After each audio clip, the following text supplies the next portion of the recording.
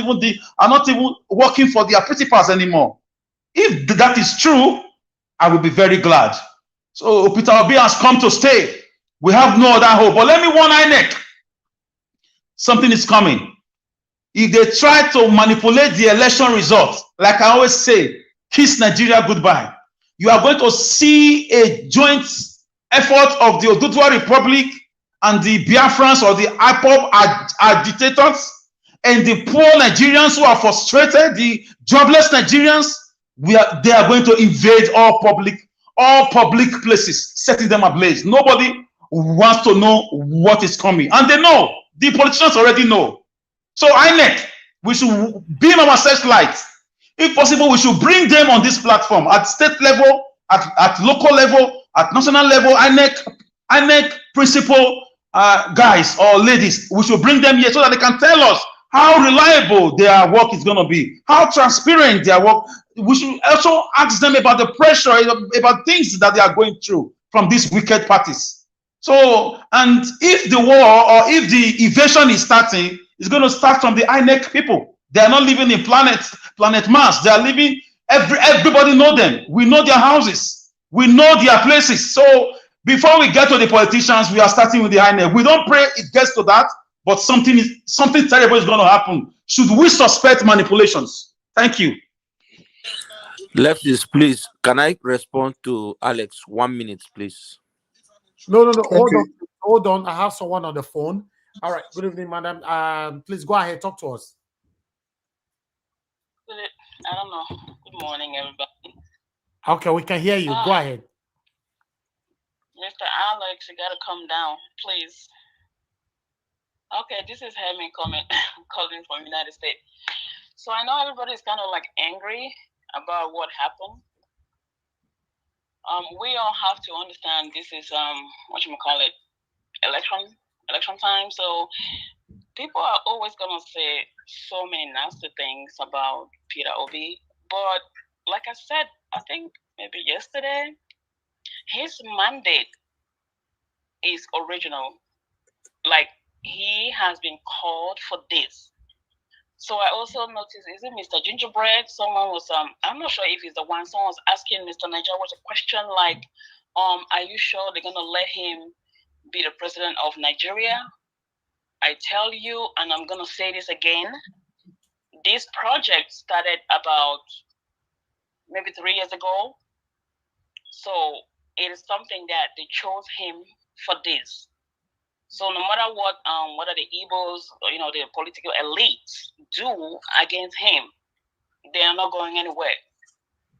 As it stands, Atiku is not supposed to be on the ticket, but he went ahead to get that ticket because of what the Southern governors did, and that is why it will be left, which was a good thing because already, they had seen him and they wanted him to go for this project. So you all should just forget about like the Igbos, like fighting each other and stuff like that. But Mr. Alex, please do not generalize that it's all Igbos. No, we have some nice Igbo people that support him. I never generalized. I did not do that. Please, don't misquote me. Mr. Alex, please let him finish. I have been listening to you talk. Please, I have been.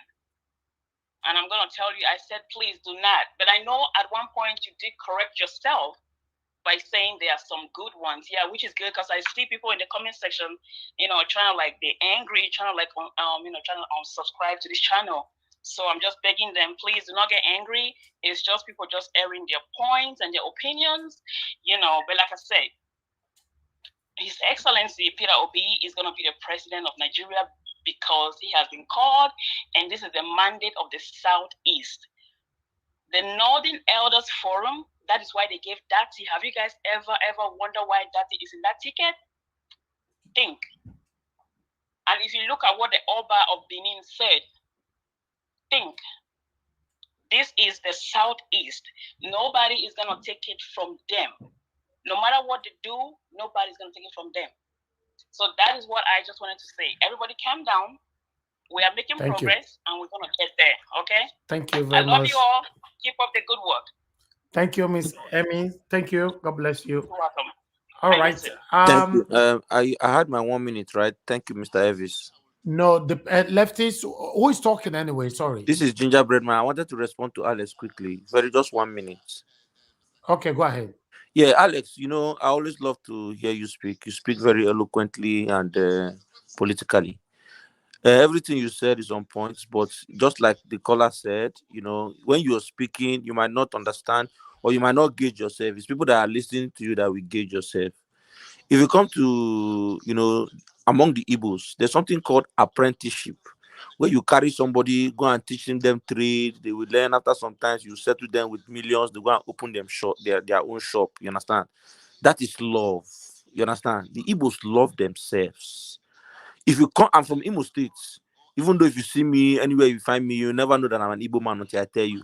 But I'm from Imo State. If you come to Imo State, there are several parts of Imo State you go to. You see that village. It was the roads are tight. In fact, the roads are not even done with korota, interlocking stones, street light, everything. There are several places, not just in Imo State, across Igbo land, that the people did. They are not waiting for governments. Igbo love themselves.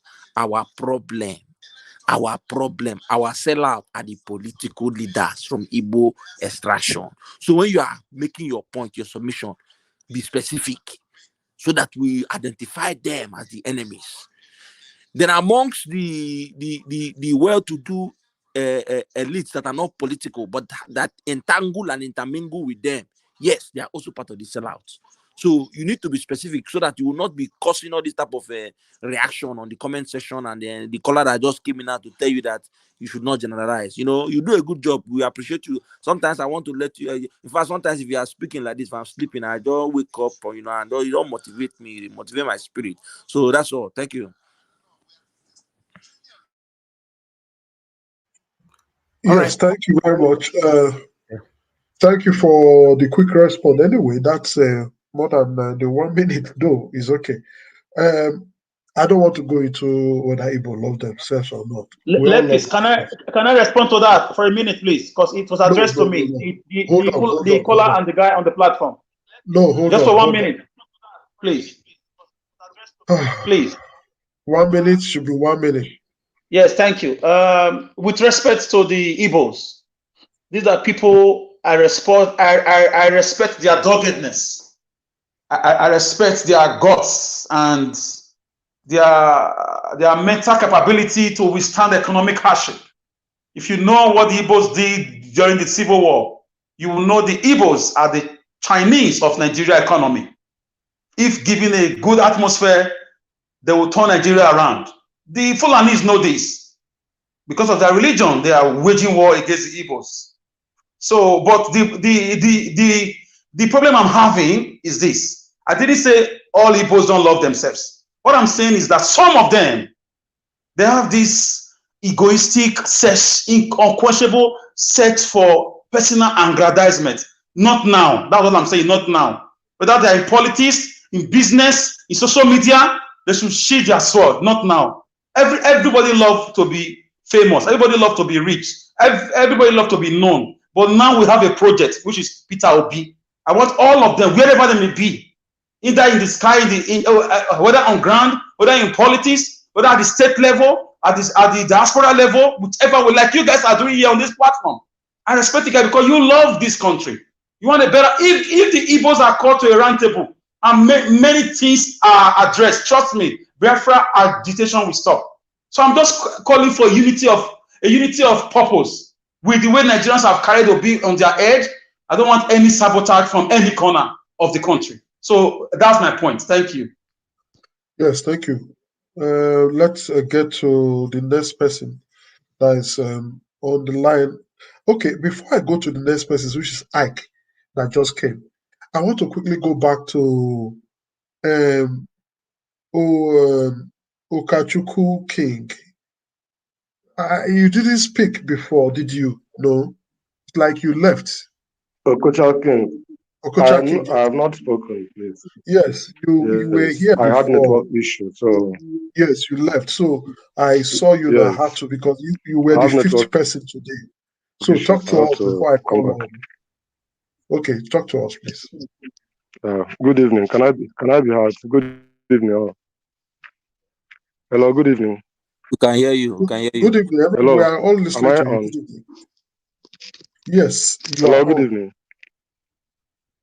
Good evening. We Okay, can hear you, sir. Okay, thank you so much. Thank you, everybody, Niger Watch, panelists. Actually, when we talk about all these issues, I always say this: the person at home feels it more. Okay, the person at home feels it more than the people outside. Maybe what you have heard, what you read, and what you hear may form your opinion. But the person who is in the field at the forefront, suffering the whole thing, we have a better experience to share. Actually, when we talk of let me start with what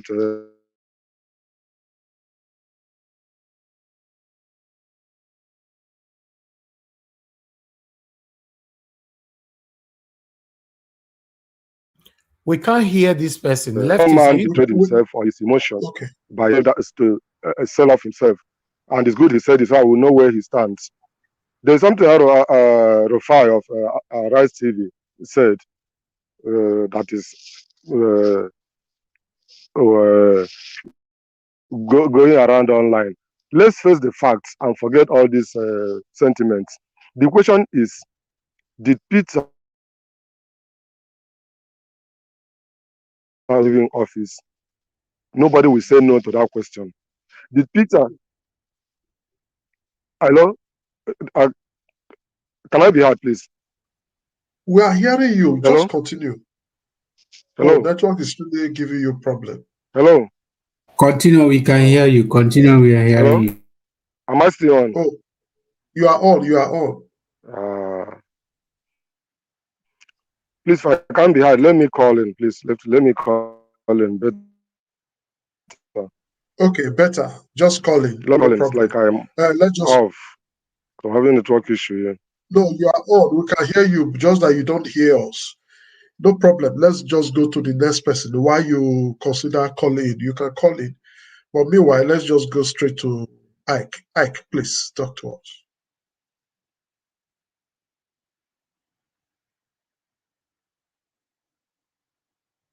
Ike, unmute yourself and talk to us. Okay, he's calling in. He's calling in. Let's just take his call. Yes. Even the network is still disturbing. Connecting. It has not connected. It's just showing connecting. The Kocha King, you can see where you are. The network is really frustrating. It's frustrating the call and it's frustrating the streaming. Okay, go ahead now. We can. It's connected. That's for you. Go ahead. Okay, thank you so much. The question we should be asking is this. The question we should... Okay, did Peter Obi leave money in the office when he was living? Which you know that the answer is yes. Did Peter Obi make investment? The answer is yes.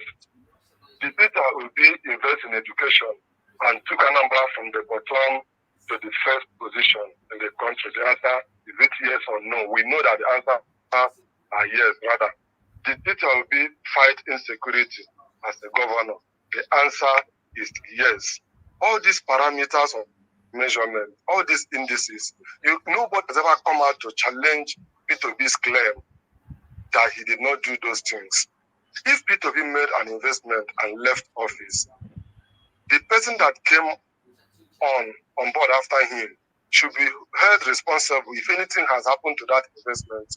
Even if the person did not mismanage the investment, and market forces make those investments to go down south, you don't blame the person that made that investment. When we were in school, at a point, our lecturers were encouraging people invested in shares, and it was wisdom then. After a while, shares started crashing in Nigeria. Will you blame somebody that invested in shares when shares was doing well, and now that shares has no value, and you start blaming the person? I think what is unfortunate that Soludo made that statement anyway. Now, Peter B said something that why he was able to save so much for Anambra State was because he depended on Anambra's money to work in Anambra. He made more of partnering with international bodies. He made a claim that he brought in new map into Nigeria to fight erosion in Anambra State. And other states, I'm in Ebonyi State. New map is doing a very big project in Ebonyi. Right now, all the channels are being opened up by new map. Peter B claimed he brought in new map into Nigeria. Nobody has ever come out to say no, he did not. Even the federal government has not said no, that he did not. So if somebody has an idea of fund to develop his place and save the money, the little one that he's making as income, shouldn't we commend such a person? If he can do that as a state governor, how much more can he do when he becomes the president of the country? I think we should understand what we want so that when we see it, we'll be able to recognize it. Then there is a question the Oba of Benin asked Peter Obi. He said, when you get there, will you still remain clean? That question suggests that Peter Obi's integrity is not questionable. Even the Oba knows. The question is, will you still remain clean? Now, let me reiterate that question. If it was Tinubu or Atiku that was in the Oba's palace, can the same question be asked, be thrown to them? I know Oba cannot ask them such question. Rather, it will be rephrased. If you get there, will you become clean? You cannot say that Atiku is clean, that Tinubu is clean. If they get to Oba's palace, the same question will be rephrased. When you get there, will you become clean? So if we have a man like Peter Obi, let us all gather together and support him. People are saying that Igbos. I made this statement that was on Friday debate or Saturday. I said that the major problem we have is from the Igbo race, and people don't understand it. Somebody was making that statement, and on the studio comment section, you see that John E is not happy about it. But that is the truth. The Igbo elite. So some people think that it should have been them. Why must it be Obi? And that is wrong. That is so bad. I said it on the platform that I thank God for Edo people. At least they are the forefront. I thank God for Edo. Even when we say Edo, it is not 100% Edo people. But when the majority takes a position, you can judge people that this is their position. That doesn't mean that 100% they are all there. The Igbos, we, that P2B is our own. What position, common position have we taken? That is my question. So when people say you don't know Igbo man feel offended, you should be challenged, feel challenged to take a step. If Vaseke said just something against Peter Obi, if the street, everybody in Edo reacted. But our governors have been saying things against Obi. Nobody has ever reacted. Nobody has ever challenged them. And we say that all of us are supporting him. Individual effort does not make much impact. It is collective effort. That's what we call it team. Together we all achieve more. Let us come together and support this young man. And by the grace of God, we are going to make it. Thank you, sir. Thank you very much. Can I say something really quickly, please, on that comment that he just made? Okay. It's very simple. Peter Obi is running as a Nigerian for Nigerian presidency. He's not running as an Igbo man for Nigerian presidency. Yes. So if you look at the largest ethnic group in Nigeria, it's actually the Hausas. So there's no point, and the one Nigeria that you all supposedly believe in is one where no matter where you're from or who you are or who your mama is or who your papa is, you can vote for whoever you want, right? So why do you keep on equating Igbos with Peter Obi? Why don't you go and say that the biggest problem is Hausas that are not running mad for Peter Obi? I don't see the link. Let me answer that question. Let me land. Somebody asked you a question. Somebody asked you a question before. Are you in Nigeria, or how long has you spent in Nigeria for you to form an opinion? Don't use what is happening over there. It is only for a Nigerian president. And that is right. But in Nigeria, tribe and ethnicity has a very great role to play in politics. So you know that ethnicity has a very good because the North felt it was their turn. And that was why all the governors, even PDP, pulled out and turned against Goodluck Jonathan. Please, this has a very great role to play in Nigerian politics. So don't use American standard or feelings, what is happening over there, to apply in Nigeria. It won't work. I'm telling you, if your own people does not support you, you are going nowhere. And you are going nowhere. If you feel so pained by that statement, call your people at home to take to the streets and drum their support for P2B. That's what I expect you to do. You're contradicting yourself. You're contradicting yourself. The larger population of Nigeria, in terms of I'm an Igbo man. I'm from a state, and I'm saying, I can't hear you, but I think you're contradicting yourself. One thing should be very clear, so you don't. Okay, Okuchaki, that's all for now. Your network is really. Thank you so much. Thank you very much. Your network is not helping us. You're welcome, my brother. Okay. Yes, we'll move straight to the next person, which is Ike Alame Fule. Ike, please. Talk to us. Good afternoon, lefties, Elvis, and the people, the panelists, and also the people in the comment section. I've been listening with keen interest about the comment of Soludo since yesterday. And if I say that it is sad, but also I know that this is politics.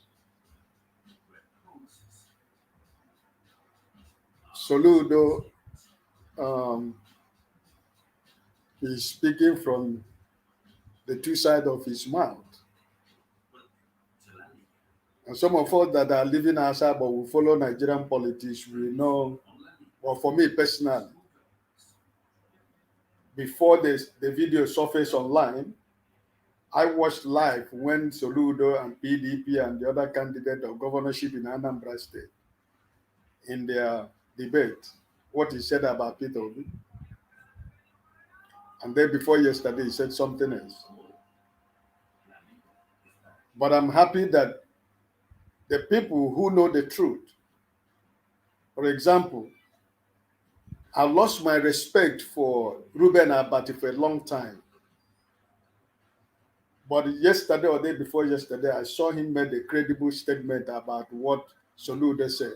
And then Rufai, who has always been a role model of journalists in Nigeria, I think the response and the reply of Rufai yesterday or day before yesterday is enough to calm the nerves of people. Listen, there is no how every person in Igbo land is going to support Peter Obi.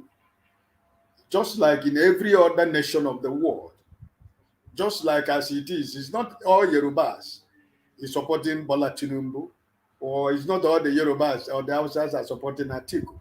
People have their different opinion. So I don't want people to continue to attach Peter Obi as an Igbo man, because we are trying to create a tribal sentiment, which really I do not want to be part of it. Peter Obi is contesting the president of the Federal Republic of Nigeria, but he's an Igbo man, just like Tinubu is a Yoruba man, just like Atiku is an Hausa Fulani man. The same tribal identity every of them has is what Peter Obi has. So why should Peter Obi being an Igbo man, why should one be different from every other person? Even the people that are saying it is my turn, or the people that are saying that, oh, leave it, don't vote people from the east or vote people from the west, that it is only when you vote the northerner. The people are not saying anything about it. The few people in Igbo land that are doing all these things are few political elite, which we know. The other person who was speaking about when they go to collect money and say their conscience in Abuja, that is true. That is the Igbo politicians for you, but it's not everybody. The Igbos are Republicans. We have our different opinions, but that does not mean that we don't love ourselves. There is no part of this world you go where you don't have an Igbo community meeting. Just like the way Edo people used to do whenever they go. There is no surface of this planet Earth where you go that you have 1 or 2, 3, 4 Igbo people that they never start Igbo community meeting. But we know the problem we have in the East. It's just few of this political elite. They are not the majority. But maybe because of the evil structures that they have led before so many years, whenever they speak, they think they are speaking on behalf of everybody. No. Somebody mentioned Oye, who was the former ABGA chairman. Till today, the offense of Peter Obi was because he refused to use the money of the Anambra state government to build a structure for ABGA in the eastern Nigeria. Today, Oye swore that never in his lifetime will he live to see Peter Obi succeed. But the more he continued to do that, the more the light of God will continue to shine in the life of Peter Obi, the more that God will continue to lift Peter Obi above him and above him and above him and above him, and he continue to be above him. So these are the kind of people, when they make a statement, opposition pick it up as if they are speaking on behalf of the Igbos. You remember when Emeka Ihedioha had made the comment he made? You saw what came after him. The true genuine Igbos came after him. And he kneeled down and began to apologize even in the public. So Soludo know that what he did 3 days ago, what he said 3 days ago, is going to haunt him for the rest of his life. And that statement that he made, and I'm telling you that today is, I don't know if I can remember what today's date. That statement he made 3 days ago have destroyed his political career in the eastern Nigeria. Mark my word, this today that is Sunday. So please, I'd like all of us to mellow down. Soludo have said what he said, and I think that the right thinking people has responded to him. And I know that our principal, Peter Obi, has always led us to know, regardless of what people say, speak to the issues, concentrate on the issues. Don't vote for me because I'm an Igbo man. Don't vote for me because I'm a Christian. Because a Christian man don't buy something cheaper more than a Muslim. But vote for me because of my credibility, my competence, my decency, and my honesty and ability to serve Nigeria and rescue Nigeria from the present predicament. So for any of us to come here to defend him, we have every right to defend our principle. But also we should do it with caution, not trying to bring in political tribal sentiment, where the oppositions will want to use it as a weapon against the obedient movement worldwide. Let us not fight ourselves. Peter Obi that was spoken about, he knows the best way to respond to certain things. He has people, they are spokesmen and women in Labour Party, credible and intelligent young men and women that they have that can respond issues to things like this. And I believe that even some people, I heard about one man from Lagos State, Chief Badamosi or so, they said he responded about what Soludo said yesterday. So I want you to know that people of good faith, people of good heart are speaking, because they know what Soludo was saying is wrong. It's a lie. Because it's the same template that he wants to build his own government. So you are blaming a governor who ruled 8 years ago, and the present government who left debt for you. You are not talking about him, rather you are praising him. And already in your new administration of about how many months, you have borrowed about 100 billion. So when are you going to pay that money? But the man who left money for every successive government in Anambra State is the person you want to nail to the cross for the fact that your petty jealousy and your petty envy, because Peter Obina has become the reign of the moment. You see, look at your 5 fingers, all of us that are speaking. Look at your 5 fingers. They are not equal. And this is the way always most of the time we should look at life. You can never be Elvis. And Elvis can never be you. If you try to be Elvis, if it is not what God has destined to you, he will reduce you to the level that you cannot even in your entire life. It is to the level of lefties. Let us celebrate people when they achieve success. But don't be jealous of people's success. Somebody mentioned about the Igbos about trying to be Akubueja or Kukaria. This is true. But it doesn't mean that we don't love ourselves. The Igbos love themselves. If not because of community effort, if not because of the love of the Igbos have them for themselves, the Eastern Nigeria after the Civil War to today, you yourself could have imagined how the Eastern Nigeria could have looked like. Because the subsequent government in Nigeria has forgotten Eastern Nigeria. Even with some of the Igbos that are in government, they go there to grab money for themselves to become chief and to become kings in their villages and towns, but not for the interest of everybody. But it is the collective will of the whole Igbos, community development that people do to develop, to build community centers, hospitals, roads, schools, so many things, hospitals. These are individuals that are doing it in the Eastern Nigeria because the Igbo doesn't wait for the government. So I know how hurtful it is when I listen to what Soludo said, but I know that at the appropriate time, he's going to pay a price of what he said. The consequences of that statement will continue to be with him. The same thing what Emeki Hedio has said. He has not escaped the judgment of the Igbos or the gods of the land of Igbos because he's going to face the same judgment. So please, obedient worldwide. Don't get too angry. Alex was what Alex was saying. What he said is true, but for the fact that maybe he tried to generalize it, but at the end of the day, he remembered it's not the whole Igbos. I'm happy, but we should accept it like that. He made some vital point which is true. So let us please don't attack ourselves here because we are giving an opportunity for our opponent to use a particular thing to work against obedience and to draw some, animosity among ourselves. So please, I am begging all of us.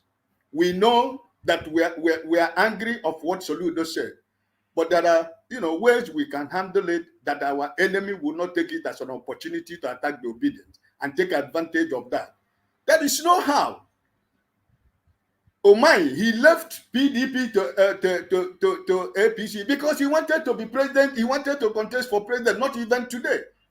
Most of them in the Eastern, these few politicians who you see that are doing what they are doing now because they have the dream of becoming a president. But because God on his own infinite power and mercy decided to raise a Solomon that they never expected that he's supposed to be, which is Peter Obi today.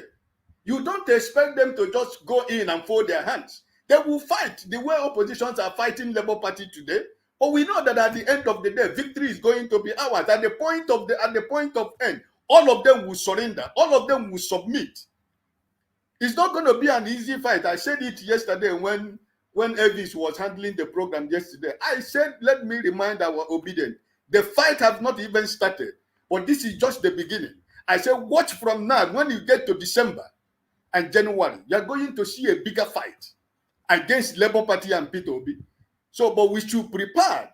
Let us prepare our minds to know that we are ready for this. We are ready for the fight. We are ready to defend the vote. We are ready to take back our Nigeria. No matter whatever the oppositions do, we have positioned ourselves. God is with us. We are going to get there. It's not going to be easy. But a starting point is what happened in Edo State. I told Elvis yesterday, I said, I doff my hat for Edo people yesterday. Because this is a movement that was not started by the Igbos. But this is a movement that is started by the Edo people, even in this network. What everybody saw yesterday in Edo State should tell you where God is taking us, we the obedient people. For all the whole thing, the governor of Edo State did in order to prevent this rally not to hold. Look at what happened. Can't you know that if this campaign was done in the stadium, at Bermudia Stadium, probably what happened wouldn't have happened. But you see, God has a way of doing his own thing. Look at the entire of Edo was stand still. That P2B could not go to Uromi anymore because of crowd. He has to make a video to beg them. And he promised the Oba yesterday that he's going to come back to Edo again. Because this is the joy we should have. But let us be prepared to know that this fight is not going to be easy. This is just the beginning. So, but let us not fall to the trash of the enemy so that we don't expose ourselves. So let Soludo, let him say what he has said. But time will tell. You know, we cannot fight him, but what will fight him, we'll fight him. So, please let us put our sword in our shield, and let us think positively forward for what we are going to do to bring victory to our principle and Nigeria. God bless you. I will join you again. All right, thank you very much, Mr. Ike. That was an elderly deposition from the top. Yes, Mr. Alex, I can see your hands up, but Mr. Alex, please choose. Babuze is here, Isibidi is here, they've not spoken. If I continue to go back to those that have spoken because you want to respond, it will make us, why not just wait, allow these people to talk, then I'll come back to you. Just wait, please. Let me quickly welcome Chooks to quickly talk to us, then Isibidi, then Alex, you will have the time to respond. So Chooks, please talk to us.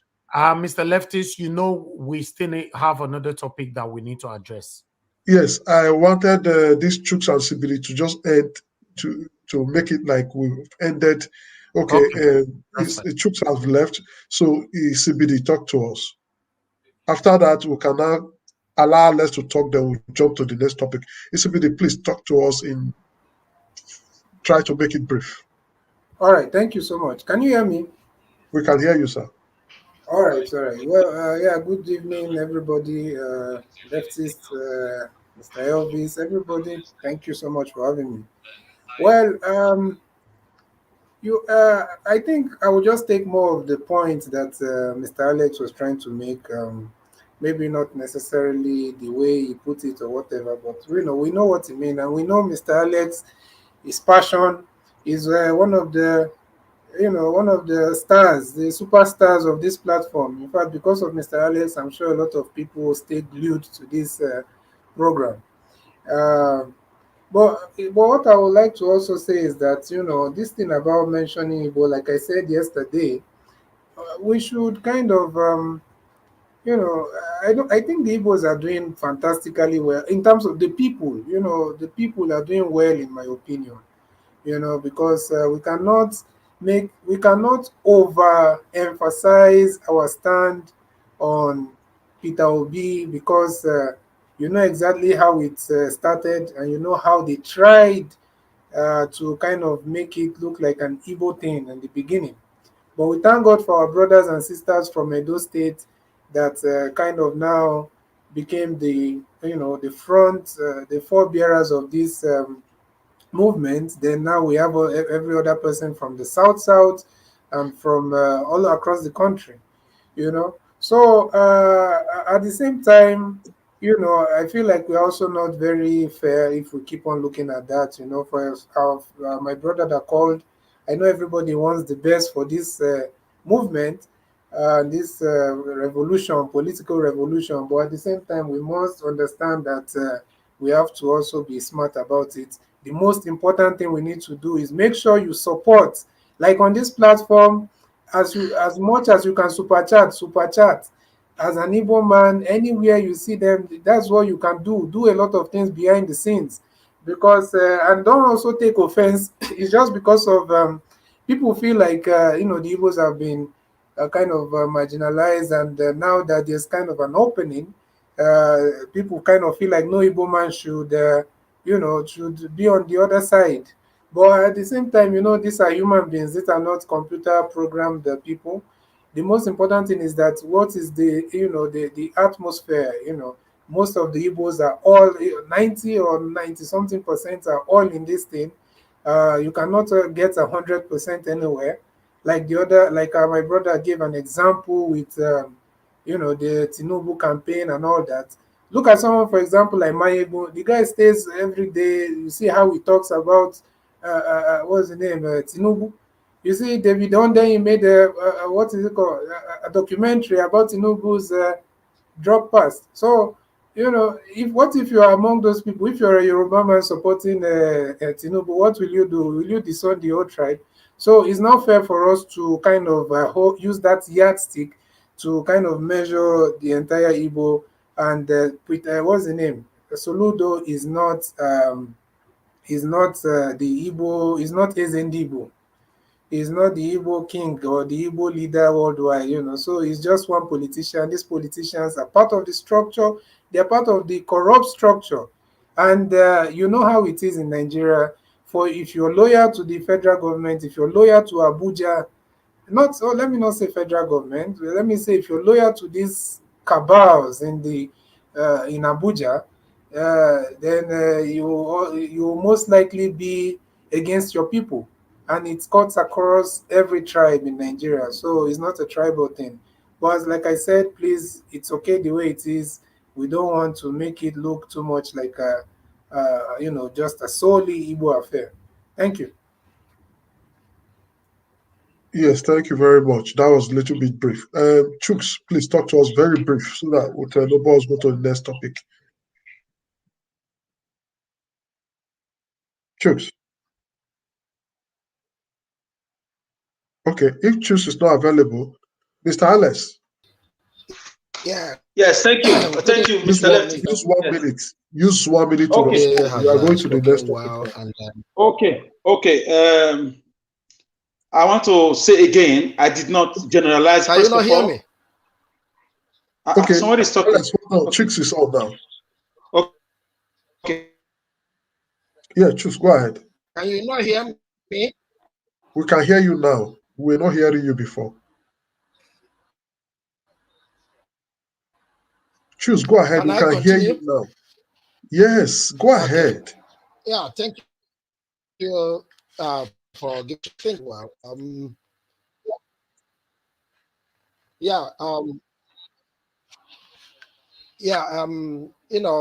come to Soludo. I think everybody have said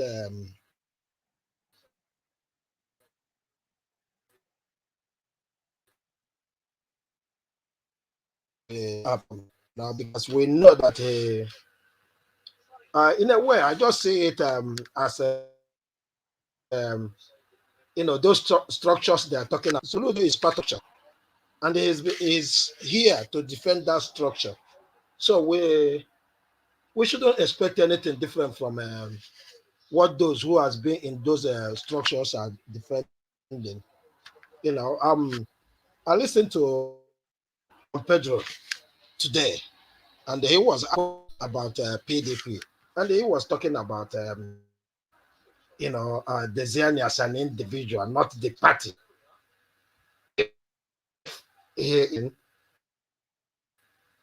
With the money, it doesn't mean that the party have,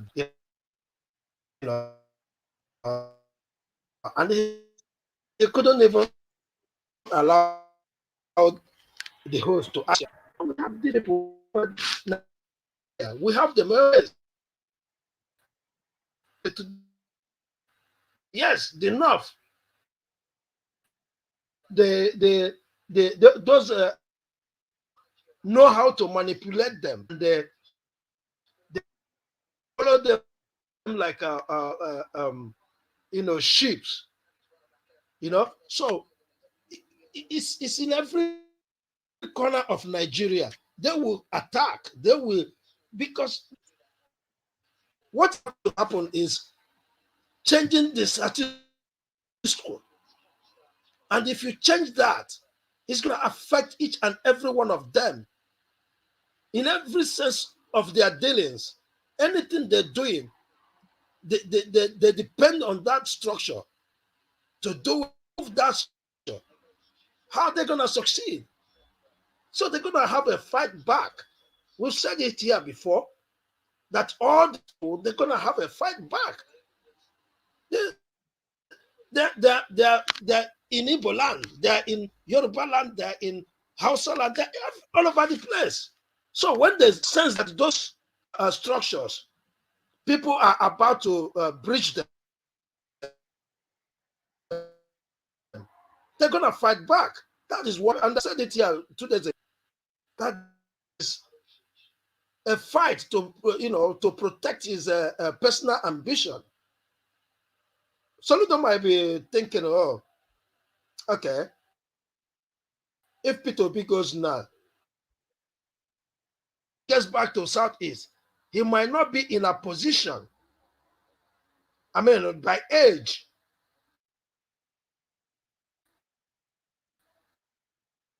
to what is it called? CBN. He's been nurturing to be president of Nigeria. He attempted last time. So we should not be surprised that he said this kind of a thing. Instead of him to ask questions on those infrastructures,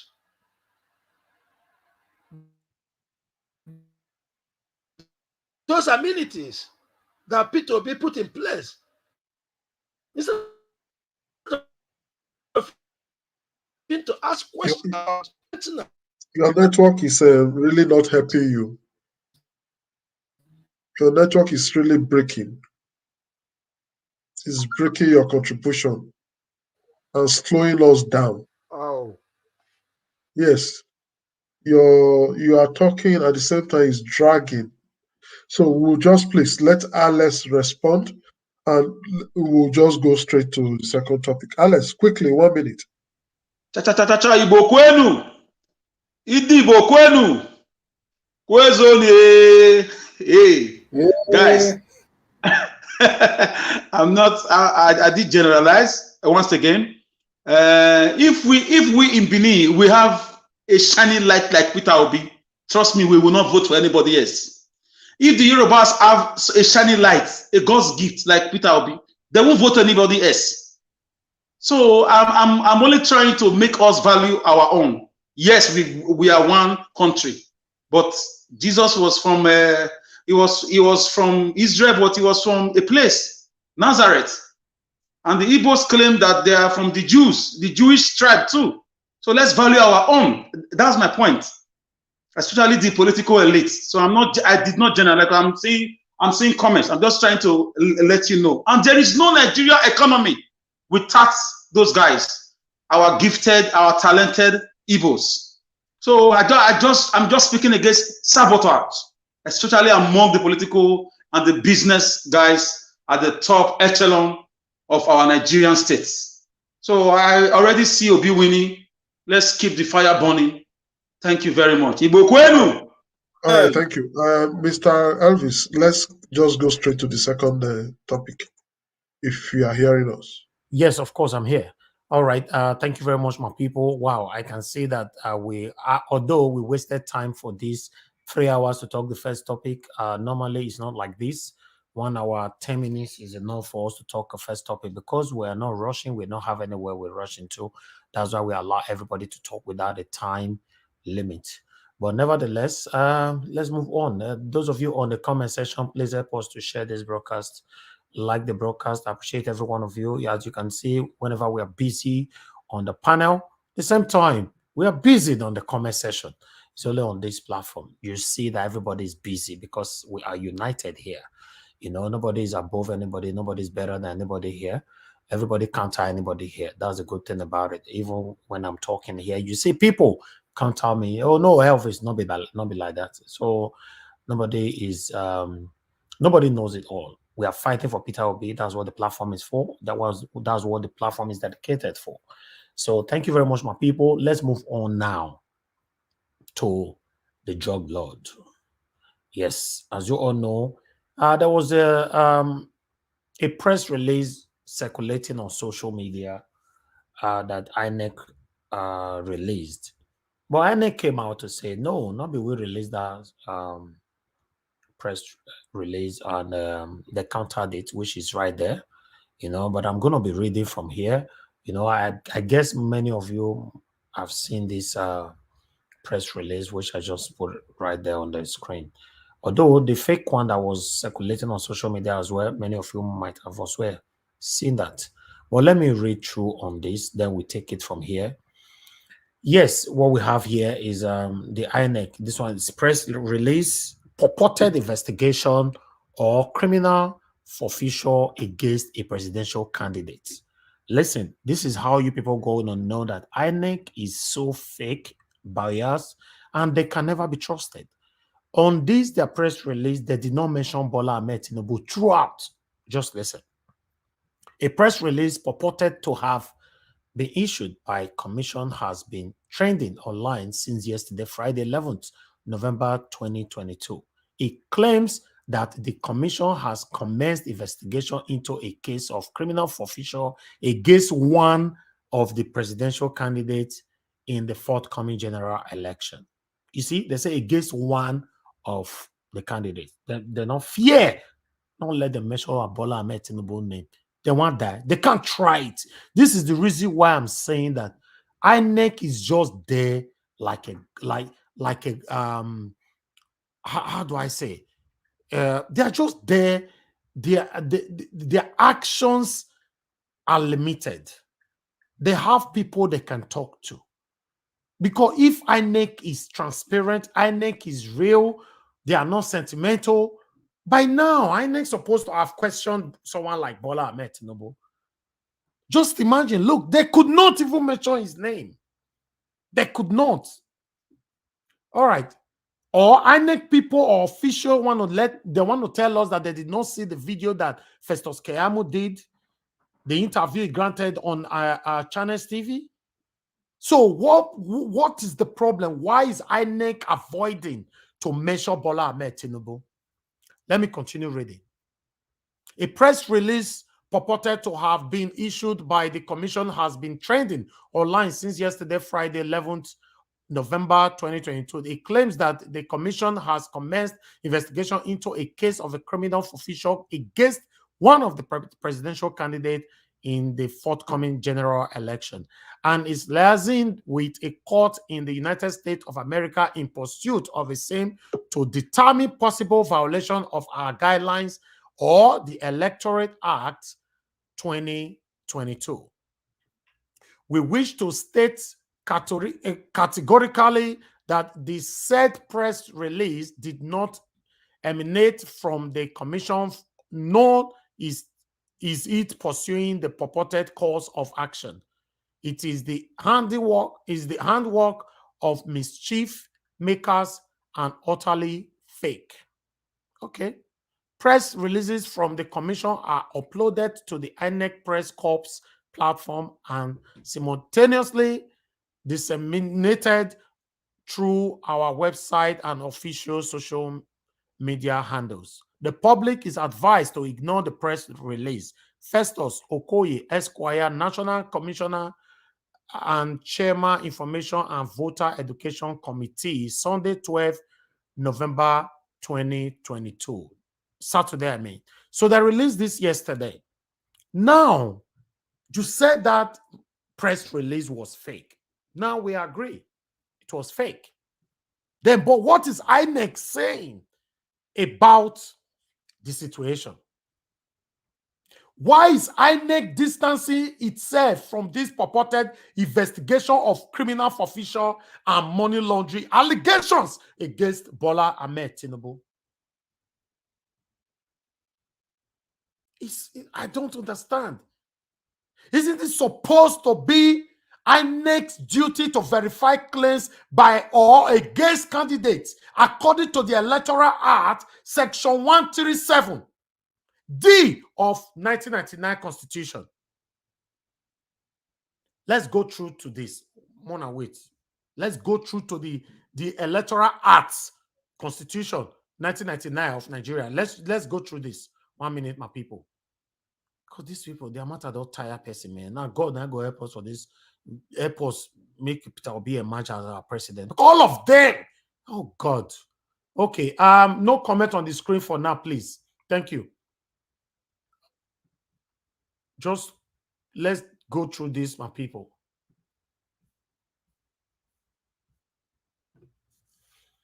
All right, I remove everything from the screen.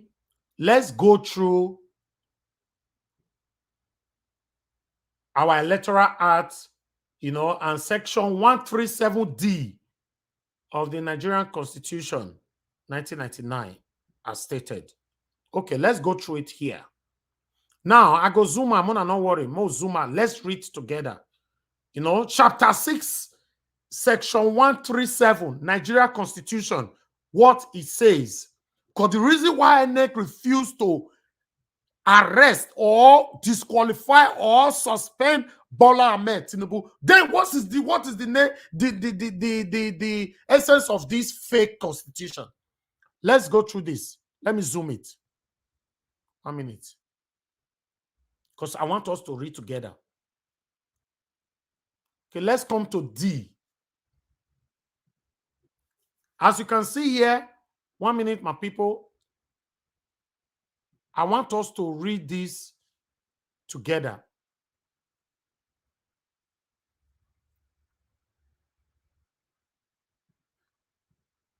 All right. As you can see here, I'm not sure if you guys can see the leftists. Can you see from there at all? Yeah, of course. Very bold. Yeah. You can see it. Okay, let me read. I'm only going to read the D. That's my concern. He is under a sentence of death imposed by any competent court of law or tribunal in Nigeria, or sentence of imprisonment or fine for any offense involving dishonesty or fraud. Dishonesty or fraud. I beg my people, make una tell me, this Bola Ahmed Tinubu case, does it have anything related to fraud? Maybe me not go school reach their way. Me not let me know what fraud really mean, because me not come be like say they bias.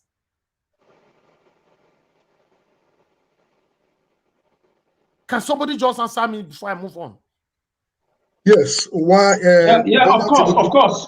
Bola Tinubu case. The matter of which they try do. They try one day political say you not get court judgment as fraudulent. Okay, fine.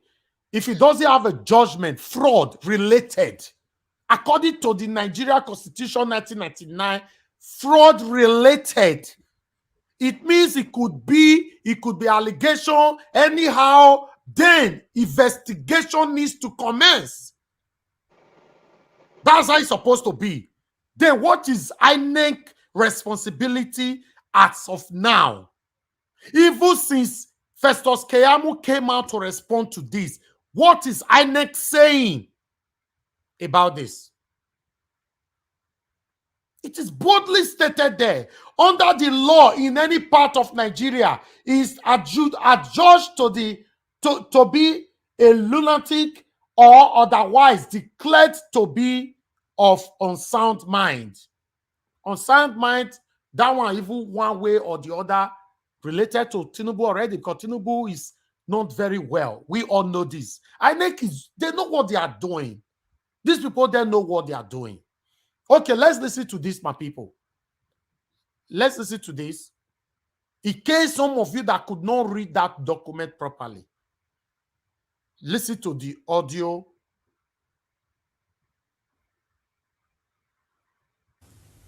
Unknown to Nigerians, in 1993, 6 years before he ran for his first term in office in 1999, Tinubu was charged in the United States of America for narcotics or drug trafficking. Charged before the United States District Court, Northern District of Illinois, in a judgment that was docketed and dated 5th October 1993, the United States government compelled Tinubu to forfeit all sums in 9 different accounts in First Heritage Bank, Citibank N.A., and Citibank International.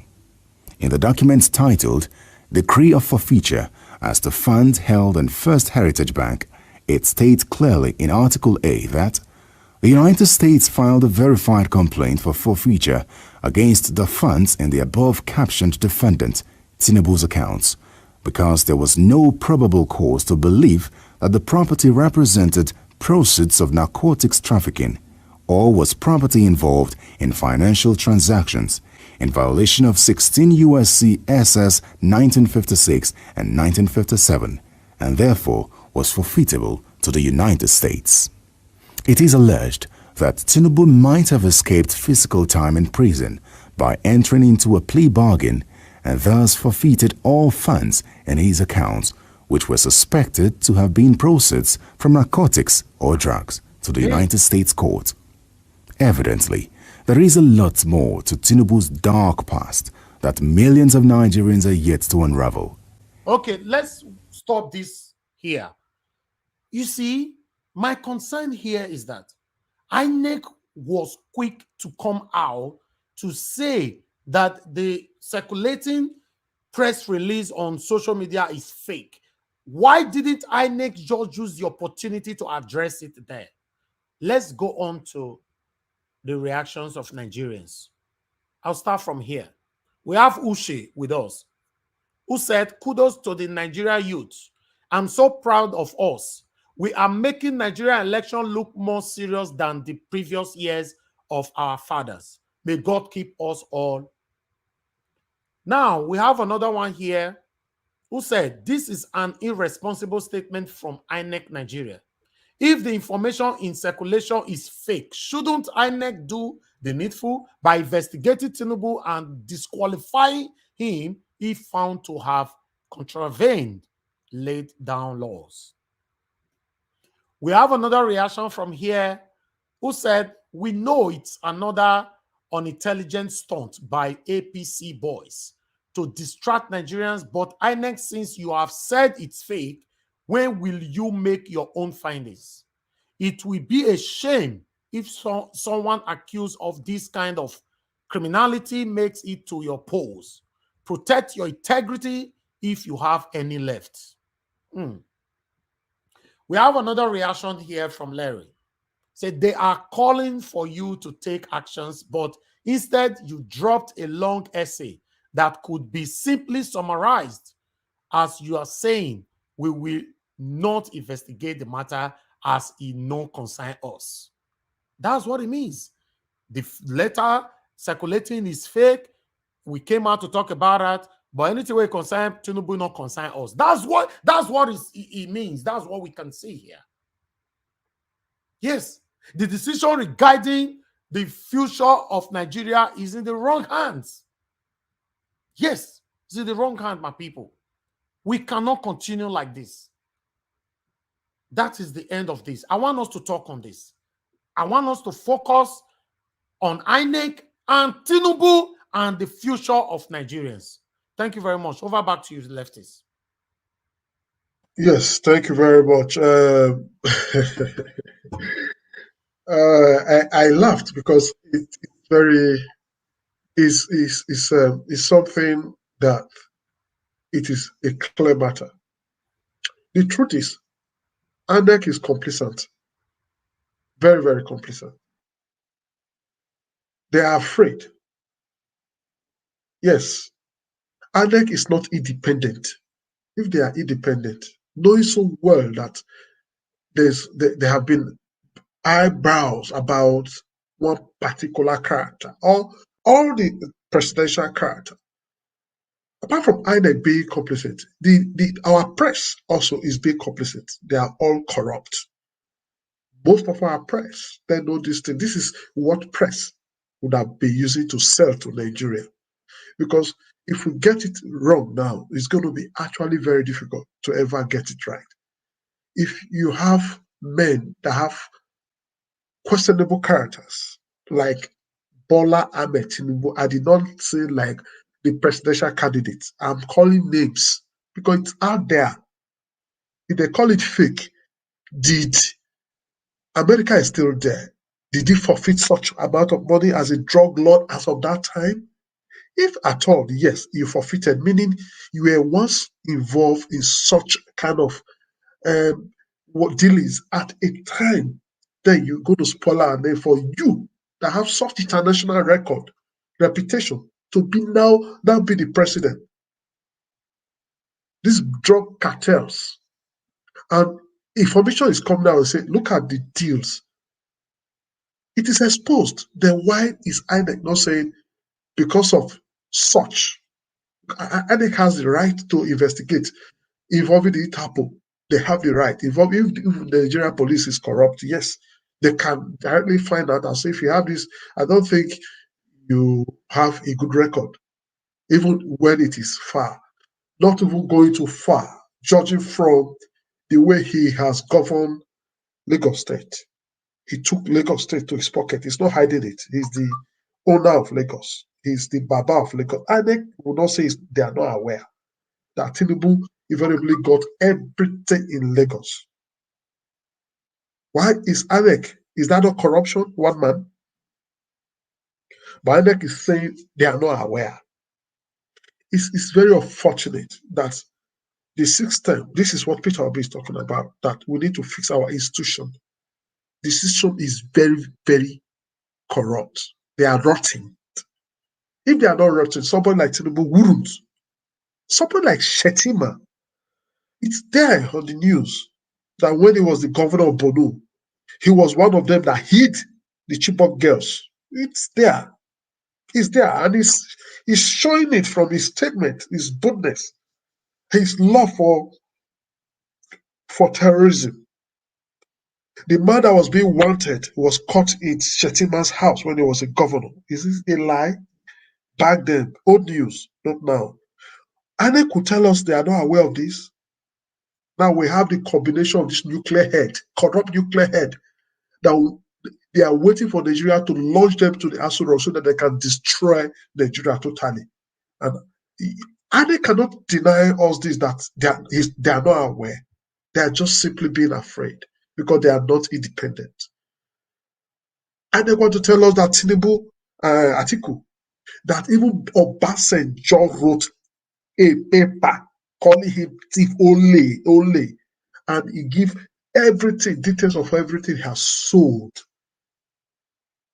INEC is not aware. No, this is why we say INEC should keep quiet when they come to talk. I just look at them as toothless bulldog. They know what they're doing. That's why Nigerians must rescue this country together. Because the INEC is complicit, the police is complicit, our military is complicit.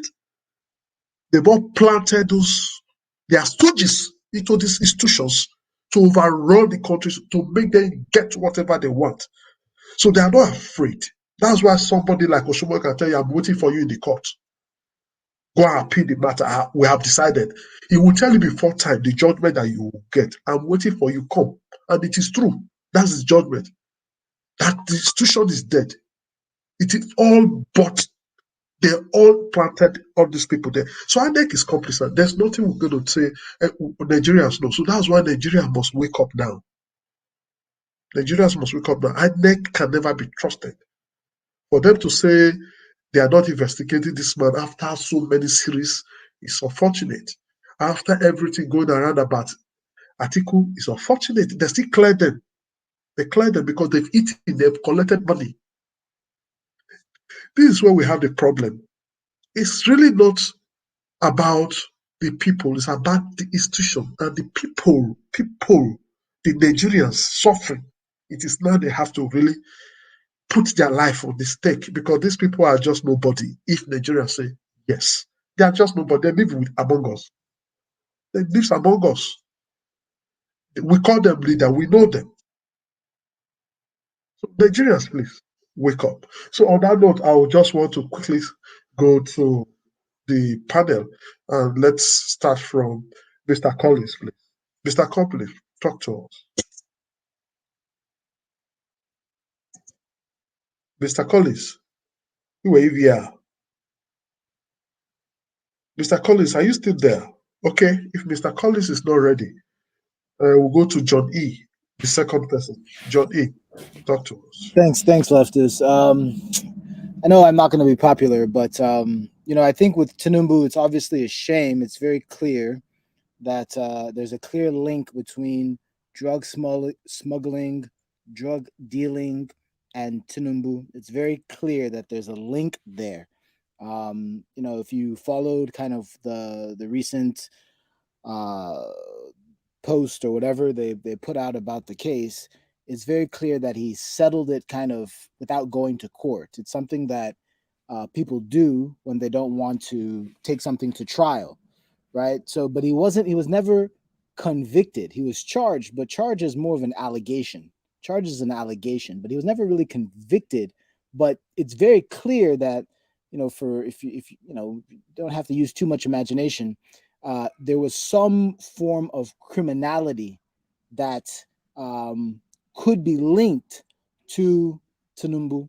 Now, the question is whether or not that the jurisdiction applies over to Nigeria, or whether that is something that can affect Nigeria politics. Now, Nigeria Watch showed something related to the Constitution, and I would actually be very careful with that, because not just Tinubu, but I just posted the link. I'm going to post the link here.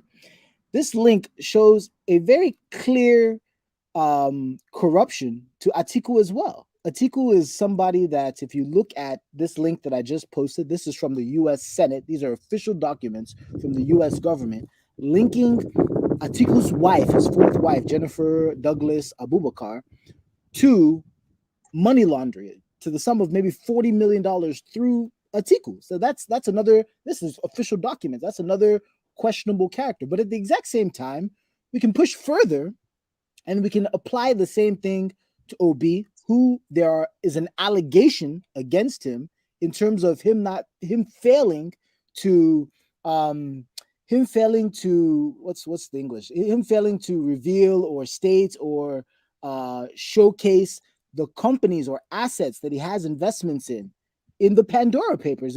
It's a violation of the law in terms of the code of conduct for one of these particular, I forget what exact. I think it was the Code of Conduct Bureau that he violated. There's a law that he violated, basically. So when you point to the Constitution in that terms of questionable character as a means of disqualifying people, I think you can disqualify Tinubu easily, because it doesn't take that big of a imagination to see how he is somehow tied up in drug-related activities, even though there was no formal conviction. With Atiku, is a little bit more clear, because you can see explicitly how there was a judgment, and there was a judgment against a company, Siemens. There was clear evidence showing Jennifer Douglas Abubakar involvement in it, and how they were linking it to Atiku. Now, Jennifer Douglas is on the board of Dati's University, and I don't know if he did his due diligence, but it was very clear that she was implicated in this money smuggling, but that's another story for another day. But even with Peter Obi, there's at least evidence to show that if he can't come out and show that he actually declared those assets, that he violated the law in one way. So I actually feel saddened by, and then Inec. Well, yes, Inec is obviously complicit. Inec is clearly corrupt. But now that you know that Inec is complicit and Inec is corrupt, like, is there something that you're going to be able to do about it? Like, this is what I'm saying. Like, okay, so Inec is corrupt. Inec is complicit. That Inec just gave you guys lip service. They threw something on social media so you guys can know that they saw it, but it doesn't concern them. How deep is that complicitness? How deep is that corruption of Inec? Do you know how deep it is? Do you think that level of corruption is not going to reach your 2023 election? Don't think they could just simply, while they're ignoring Tinubu's case and ignoring Atiku's case, which is blatantly obvious, they can't just go to Peter Obi and say, "Wow, you broke this law." That's a question on your character. Say Inec is corrupt. Well, what are you going to be able to do about it? I don't see what people are gonna do. I haven't heard a plan. This is November 13th. I haven't seen anything. So yeah, I don't. And I have to just side note. I have to appreciate one of the callers that called in and spoke about the brewery investment. That was a very eloquent delivery. I really, whoever you are, thank you very much for being objective, because what you pointed out was that the brewery in Ireland is probably one of the largest one of the largest companies there, making more than our oil revenue, and showed how everyone makes bad investments. I made bad investments. But one thing that I would say to kind of rebuttal that, not to say that it wasn't everything requires risk. And I believe at the time, Peter Obi was just trying to make an investment in a brewery that he thought at the time looked like a good investment. Like I said, not every investment you make is going to be a good investment. But in the world of, this ESG, this environmental, social governance sort of investing that we're all in, my question is, investment is an opportunity cost. And my point wasn't about necessarily beer being bad or investing in alcohol consumption like somebody twisted it, but it's an opportunity cost. Couldn't he have invested in solar manufacturers in Nigeria? Couldn't Nigeria now be one of the largest producers of solar panels? At the time when innocent vehicles was just starting up, couldn't he have put more capital into something like that? I think he helped a little bit, but couldn't he have done more? I'm just saying about the sort of strategic things that could have been put in place that would have been more impactful. And somebody says that, oh, well, he invested in, he's not the manager. Well, just again, there's something called due diligence. You have investment due diligence and you have operational due diligence. There's the investment due diligence part where you're actually looking at the financials and you're saying, okay, looking at the market and saying, okay, this is a good investment. Operational due diligence is all about who's the CEO, who's the manager, what's the environment, what's the ecosystem? Is this a good investment from an operational standpoint? And all I was calling out was that I think he didn't make the best investments objectively, seeing that the world we live in today, in terms of your Nigeria, you need energy more, you need healthcare more, you need those things more. You could have put an urgent care facility in each of the little local governments in Anambra State. Like I said before, Godwin Madaka put by himself. If you go to Umuchukwu today, you'll see a skyscraper that he built by himself. So it's a function of opportunity cost. That was my critique. That was the critique I was trying to make objectively as someone who's thinking about things rationally, not, emotionally. But in terms of the topic that we're on, if you're voting for Tinubu, I don't know how I can help you. If you're voting for Atiku, I don't know how I can help you. This is November 13th already. Clearly, if you think I am your problem by critiquing these things, you're missing the point. Your problem are probably the millions of people that line up in Chigawa. Your problems are probably the millions of people that line up for Atiku or Tinubu wherever he goes. I am not your problem by calling out these things. So Inec might come out and say Tinubu doesn't have a case here. He was never charged. It was amicable, however the English they're gonna put it. It was solved nicely in the courts of America, and there's no case here. Tinubu will use his own black magic to tell you that there was no money laundering. What is Peter Obi going to do when they tell you that he actually violated the law by not declaring assets and companies he invested in when he was a governor? That's an allegation they can make. What will his defense be, and how will he actually defend that? Thank you very much.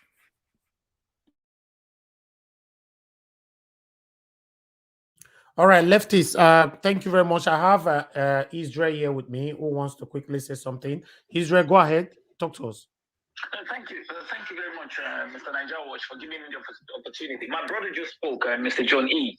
I understand his analysis and why he's concerned, but here again, we are talking about democracy. Now, let's take this whole fact. When this whole thing actually started, Peter Obi was asked. This was the same allegation that was put on him when the Pandora Papers emerges. And this is the only person who has come out boldly to the Nigerians on Arise TV when he was being questioned on this same question. And he gave a clear answer. If you know... Israel, please. Okay, you're on call. Sorry, let me tell this person. Hold on. Mr. Andrew is calling me from... Okay. Go ahead, Israel. So if he has actually come out to speak to the Nigerian people, that is a leader. That is what I'm talking about here. I think you're getting it wrong because you're just trying to make it look as if it's everyone. I understand where your concern is. We need to be asking questions.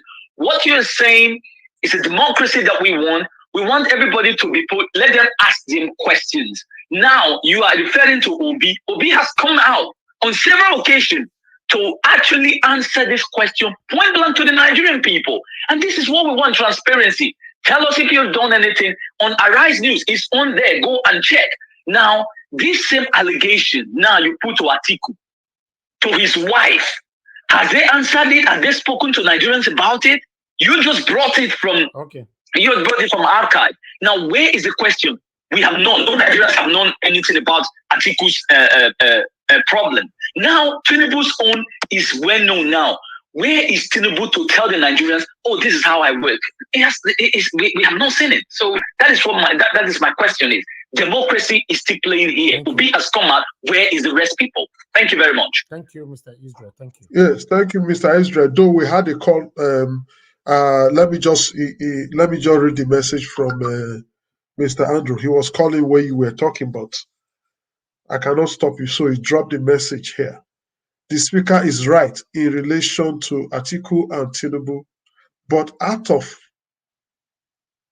of facts regarding to Peter Obi, the Pandora Papers implicated a lot of individuals around the globe. However, in respect to Peter Obi, he already cleared himself from that issue, hence does not implicate him. The speaker is wrong on the matter relating to the Constitution. The Constitution must be referenced at all times following its interpretation. Meaning that, John E., the Constitution have to be referenced because this is Nigeria Constitution and you want to be a leader of Nigeria. And we are talking of character. Whether you committed the crime in Dubai or anywhere in the world, it's still you. It's even more worse if it is outside the country, because even in the country it could be managed. But outside the country, our image is finished. It's finished. Not a country like America. Just like somebody said, Atiku also was being implicated in money laundering when it goes to America. If such records are there, why are Inec not doing something about an open record? This is not done in Nigeria now, being covered like the one Tinubu has been doing in Lagos. Like I said before, Lagos is one of the highest people that have debts. Where are this money going to? Why we have somebody that have billion van? Where did he get this money that is in this billion van?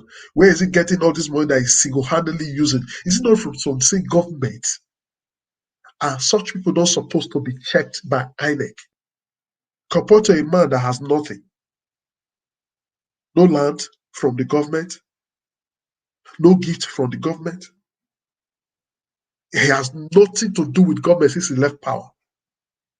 Can you compare these people and still want them like these ones that have criminal record? Now, okay, I think, yes, Mr. Andrew, is you. Yeah, I would like to contribute on my voice. Go ahead. I just want to say something. Go ahead, sir.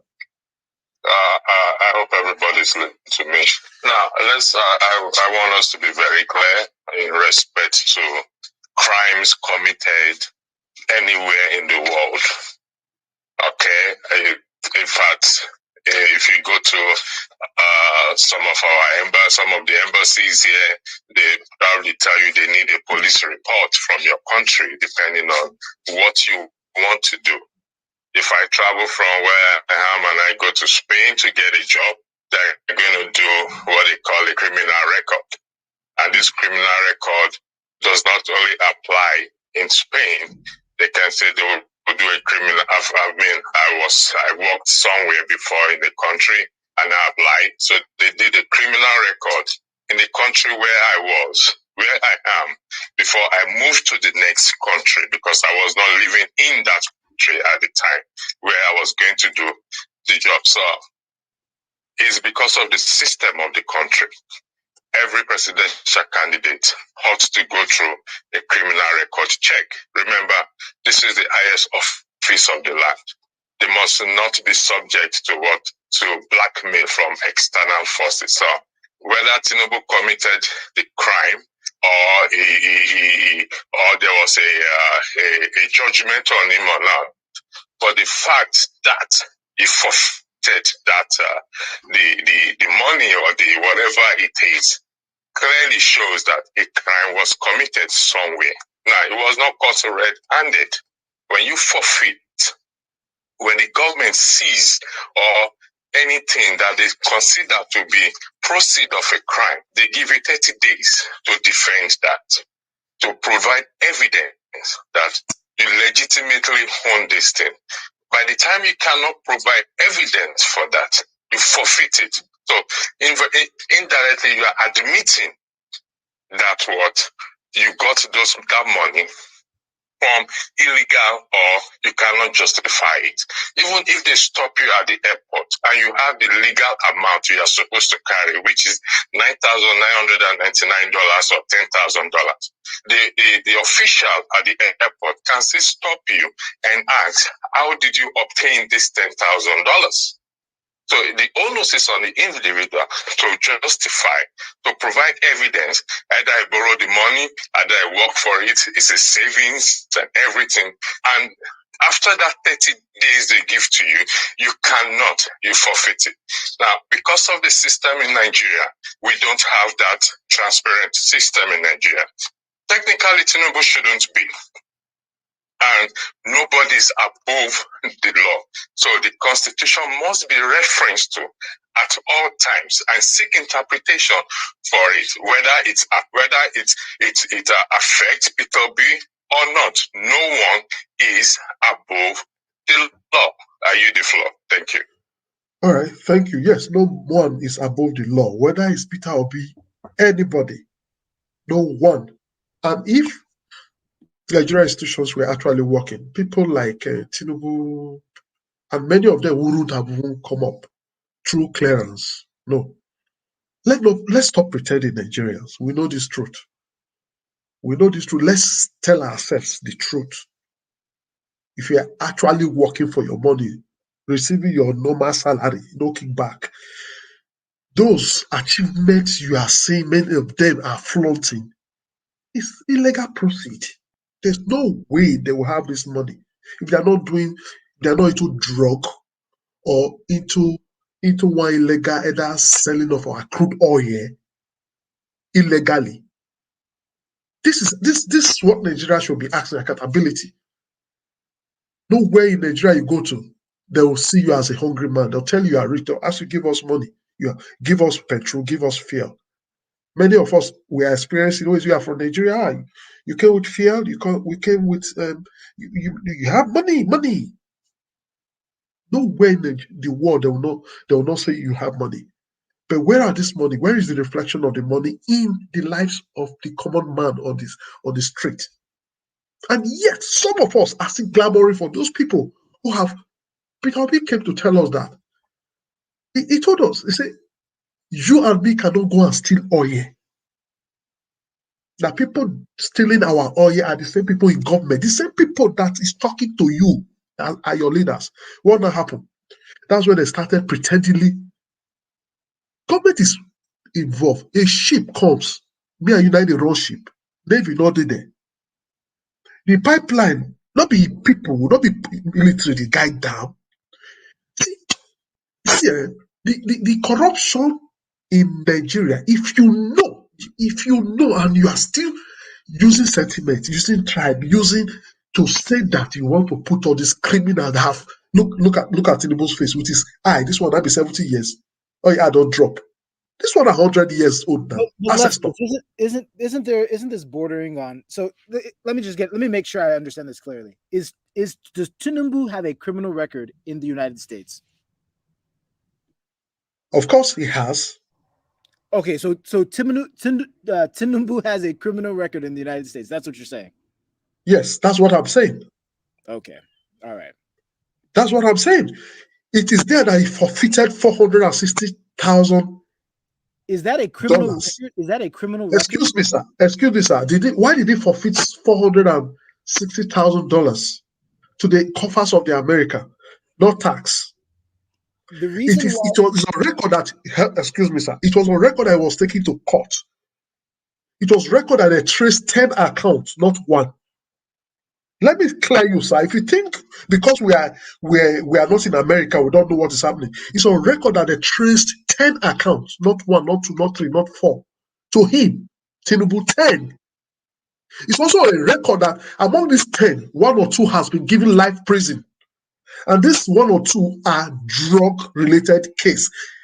I've forgotten their name. I have done a lot of research on this. Don't tell us this. Leftist, you're among the hold on, among the I am talking among the people, the account that was traced, that was linked to him, 10. These people, 1 or 2, 3, have been convicted of same nicotine, and they have been given life imprisonment. Now, why did Tinubu opted to settle out of court? If his hand are clean, why didn't he allow the court process to go on? We're not talking about whether or not he committed a crime. We're talking about. So what are we not saying? No, leftists. We're not talking about whether or not he committed a crime. That's an allegation. We're talking about whether or not he has a criminal record in America. And I don't think he has a criminal record in America. Not that I'm supporting him in any way or think you're smart if you ever go and vote for him or validate him, because you'd be doing the wrong thing. But I don't think Tinubu has a criminal record in America. I am very familiar with the criminal justice system of America. If you can let me, I will enlighten you. If he has a criminal record, show us the criminal record online. Because anyone who has a criminal record, you can pull it up online. Show us the criminal record. Okay, hold on. Let me conviction. Show us let me say this. Okay, Mr. Leftis, can I go on? Go ahead. Okay, this is Gingerbread Man. So, in the criminal justice system, before charges are brought against anybody, you must have a probable cause for the law enforcement and the prosecutor to have believed that you have committed a crime. Now, if probable cause is established, then formal charges will be filed against you. And once those charges are filed, different states have different pleas. You can plead guilty or not guilty. Some states have the provision of you to plead no contest. Now, no contest is you are not saying that you are guilty. You are not saying that you are innocent. You are just saying that I'm not contesting it. Therefore, I'm allowing you, the legal system, to determine how you want to proceed. Okay? So, in Tinubu's case, there was a probable cause to believe that Tinubu was involved in a crime. And what was that probable cause? That probable cause was that in the course of the investigation, one, he had multiple accounts that were linked to money laundering and drug trafficking. Narcotics, yes. And having investigated further in order to establish probable cause that a crime has been committed, Tinubu, as at the time when he was working, was only earning about $2,000 monthly. Therefore, his legitimate income, for which is attached to his tax ID number or social security number, for which IRS uses to generate taxes for him to pay at the end of every year, it's only showing that his income is $2,000 in a month. Therefore, the millions of dollars that was in the account of Tinubu or several accounts of Tinubu, could not match his legitimate income. And it was linked, those accounts were linked to narcotic trafficking and money laundering. Therefore, there was probable cause to establish that Tinubu was involved in a crime. Now, that was established. Having established that, Tinubu was charged with those charges you see drug trafficking and money laundering. Now, Tinubu was not the only person. He was linked to several other people. It's like a cartel. Information has it that Tinubu was not in the country at the time. If not, he would have been behind bars when all these things were going on.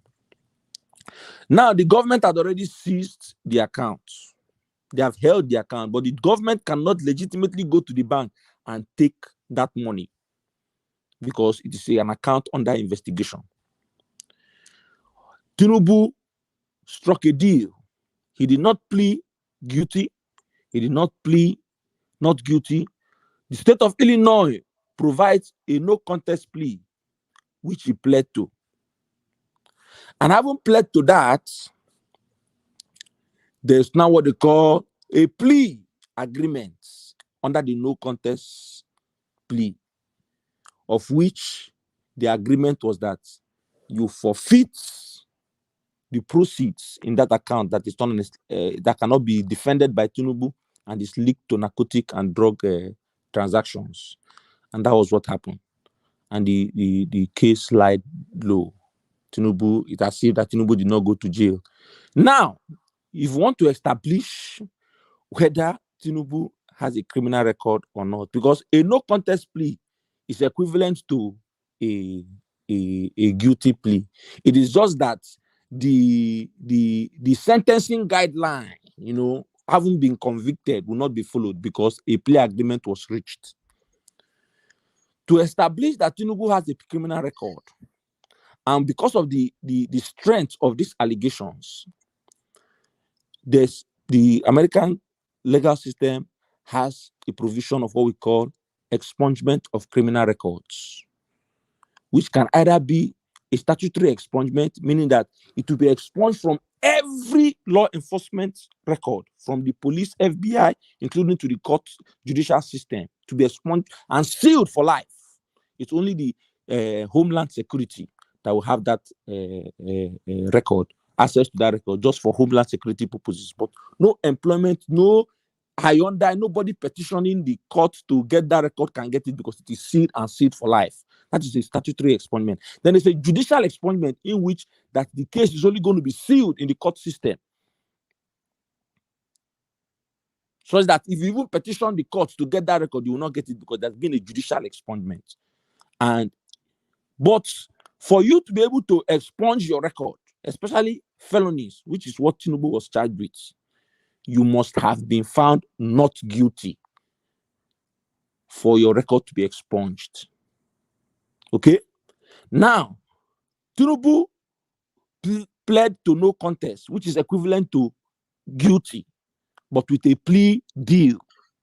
If you go and petition the judicial system of Illinois, the court system, pay the necessary court fee for certified copies of the record, you will have it till tomorrow. So Tinubu has a criminal record. And you see, the danger of something like this is that if you come to the global stage of international politics and mingling, trans economy and all that, there's no world leader that want to entangle with a leader that has a drug dealings. I'm telling you. So Tinubu becoming the president of Nigeria is subject to blackmail and sabotage. Not only that, Nigerians are subject to ridicule and more economic hardship. Because let me tell you, why do you think that a lot of countries pulled away from Russia, having engaged in war with Ukraine? It's because once you have been criminalized, people will like to cut ties with you. And that's what's going to happen to Nigeria if Tinubu becomes our president. So don't say that Tinubu does not have a criminal. He has a criminal record. If you want to prove that, carry your money now. You have that money, that it will not be more than, call it IS, $40 or $50 at most. Let's say maximum $100. Obtain that case file. Obtain that case file of that Tinubu's record now. Obtain that case file. Contact the particular court, the county where that case was heard. Just call the clerk. You don't even need to go there. Call them, give them the case number, give them your name, everything. Tell them that you want to pay for a certified copy. Gingerbread man. Yes.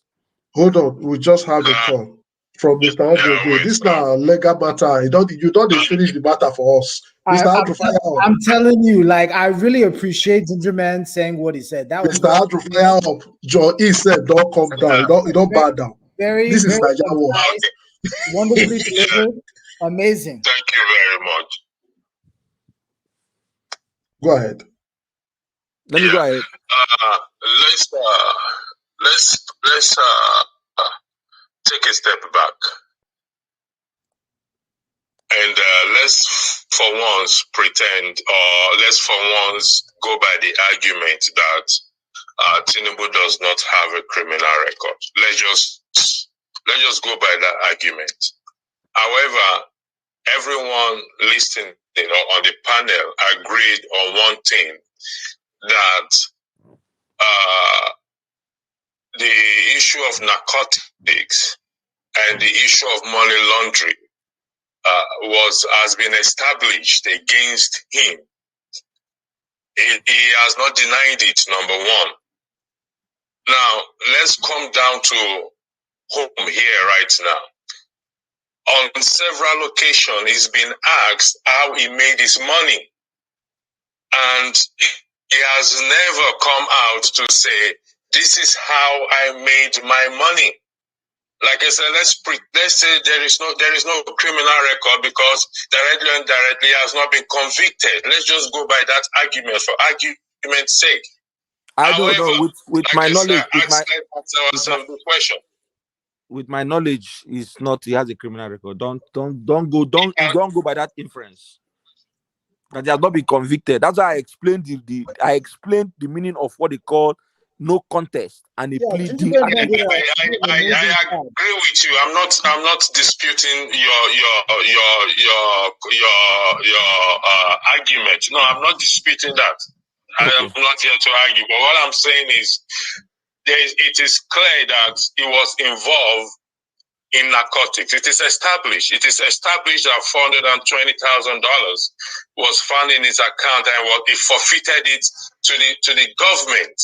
That is also something we should think about. Now, coming back to Nigeria, the man has not been able to establish how he made his money. So if we are arguing about whether he has conviction or not, he does not necessarily have to have conviction for we to know that this man does not fit to occupy the position of a president of a country, of Nigeria.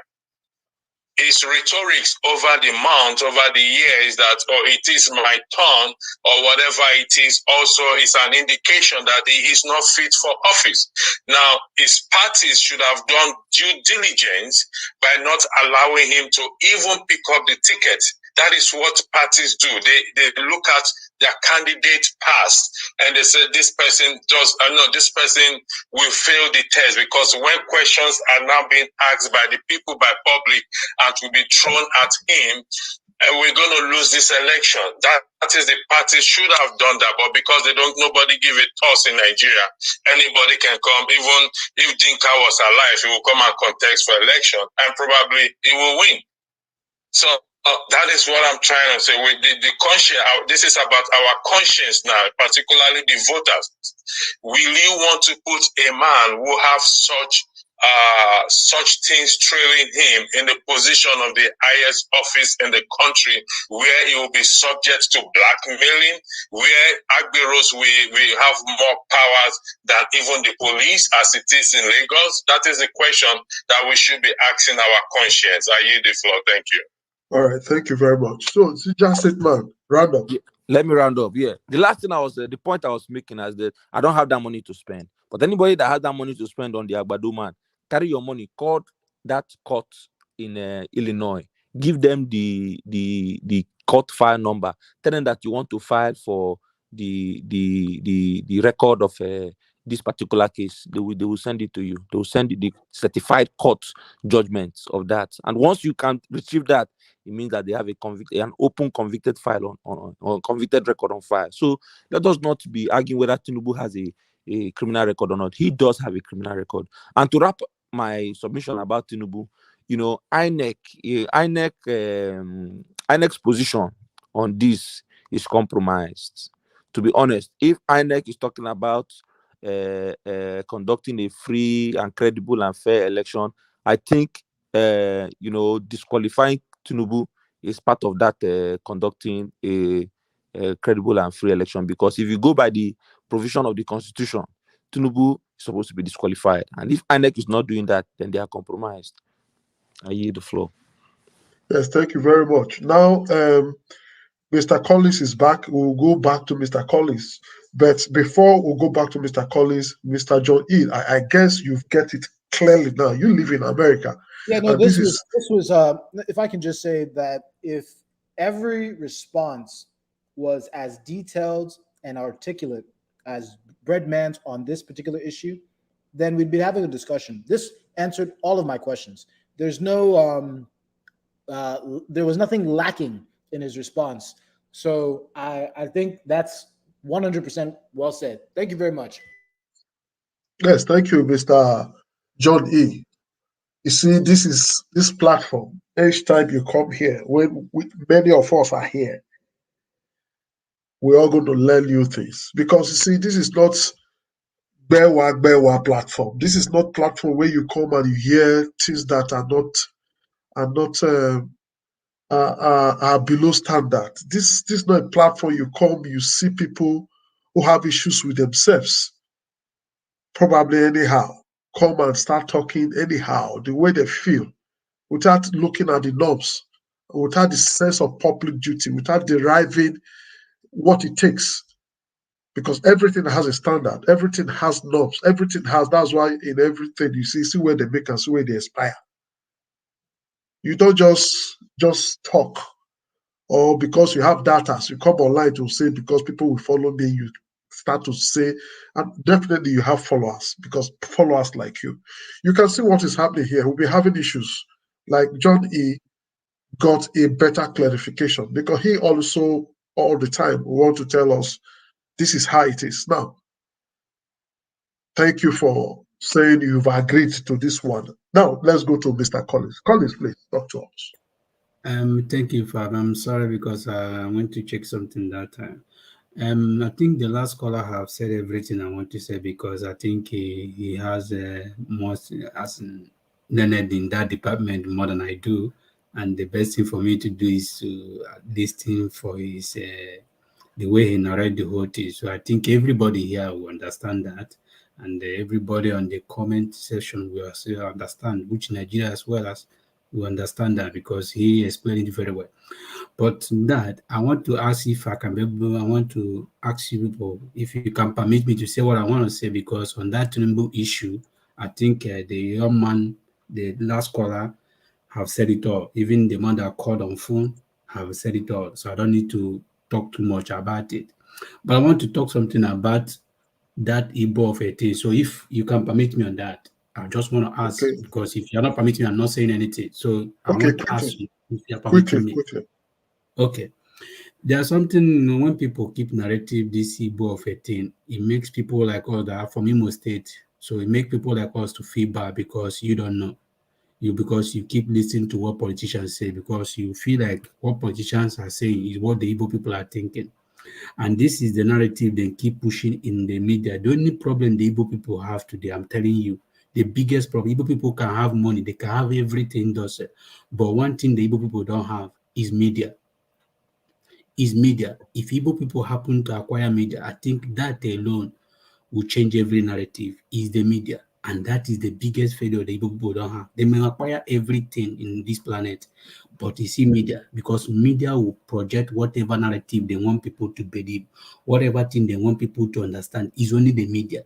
So they can parade whatever media. This thing that happened to Tinubu now, if P2B happen to be this, now trust me, the media will be parading it. They will be pushing it, because the Yorubas have a lot of medias.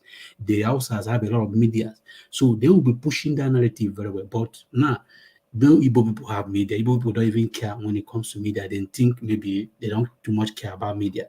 But as in when it comes to this word now, media controls word. Media controls a lot of things. Look what happened to Kanye West. What happened to Kanye West is just media. They push that narrative. Immediately they push it, everybody will come after you. Everybody will attack you. And that is how the world is moving. So when people keep talking about the Igbo thing, because now, Soludo, I'm not against Soludo because I be like, we are the Igbos, we are very Republican. We don't believe what other people believe. Like if you go to Yoruba land, they have monarchy, they have so many things, not everywhere. Those things don't function in Igbo because we believe that everybody you have, once you give, we believe in give us the same platform that everybody can function. That is always Igbo idea. In that, so far as we are all doing things in the same one place, I can survive, you can survive. So that has always been our idea, and that has been our culture. You can't change it. Even to the next generation, you can't change. That is an Igbo man for you. Then another thing again, all Yoruba people did not support Tinubu. A lot of people are criticizing Tinubu in his own domain, but nobody is questioning. But whenever time and a single Igbo politician come out to speak something about Peter Obi, you will see everybody, the media will push it, and you see Nigeria run about that narrative. Everybody will keep running around. They can't even push the one that you see the Igbo leaders today, yesterday, the former Anambra governor, he come to Arise News. He even said the same that Igbo people are behind Peter Obi. They have given their blessing to people. But nobody will push that narrative. But they are finding that negative one. Once they get that negative one, you see the media, they will just push it. And that is what Nigerians are grabbing, because that is the only problem the Igbos have, is the media. Nnamdi Kanu also said the same thing, is the media. Okay, So Mr. John Collins, yes, I have a caller. You've said it and you are repeating the media again. I think you have almost sent your message. Prince Collins, please talk to us. All right. Well done, my brother. Yes, thank you, bro. I greet you. I want to quickly contribute a bit, and just as I want to confirm something from the last speaker. I think what he has said, the second to the last speaker, the one that analyzed to us what it takes to be criminalized or to have a criminal record and all that. So the analysis he gave, I think we learn every day. I've actually learned a lot of things, and it's a bit of that to me that I've been able to confirm from him. And I want to say well done to him for what he's doing. I mean, for what he has just done, because this platform is to educate us and know what we don't actually know. So my question actually go to him. If we go by way of record, because he specifically said something I know that I also have evidence of. When you have case, even in Europe, when you have a case, or rather you have cases that have been reported that you were not convicted, then if you are not trying to do certain things that has to do with providing of criminal records, like bringing your character situation to an office, you have to go by the process of cleaning those cases so that you have a clean record, just as he said, which I know is very true. So when you go by way of record, have you cleaned those records? And it's not assumed that record is clean, because I've got somebody that wanted to get a nationality and they asked him to go and clean all the cases he had, cases of issue he has with friend fights and other issues like marriage issue and all that he had in the court. He cleaned everything and they gave him nationality. They said, you are now free. So if you go by way of that word record, if you have cleaned all those records, can we still say, I want him to educate me on that, can we still say that this person have criminal record if all those records has been clean? Well, that's the question. The question, you don't even need to direct it to him. It's a simple matter. If you have the opportunity. Can I just attempt it, please? Okay, attend to him. To him. Yeah, so I want to understand your question. You are saying that if your records have been expunged, can you say that you have a criminal record or not? Yes. Yeah. So that's the question. If the next one is expunged, that it's no more there, because I found out that Tinubu still go to the same US and all that. So if it's actually, you get what I mean. If it is clean, then why do we still say he has? No, you are getting it wrong, sir. You are getting it wrong. You didn't get it right. Just listen to him again, and he just told you that he was not charged. It was a plea bargain, which was entered into, and since he could not provide evidence to how he got his money, the law says he would forfeit certain amount of the money, the amount of money. Now, Now, he also told you, hold on, you hold on. You are getting it wrong. He also went to tell you that. You just hold on. He also went to tell you that there are certain credentials that gives you the opportunity to erase, to expunge. You can. It's not every matter you can expunge. If you have a case. Yeah, I understand.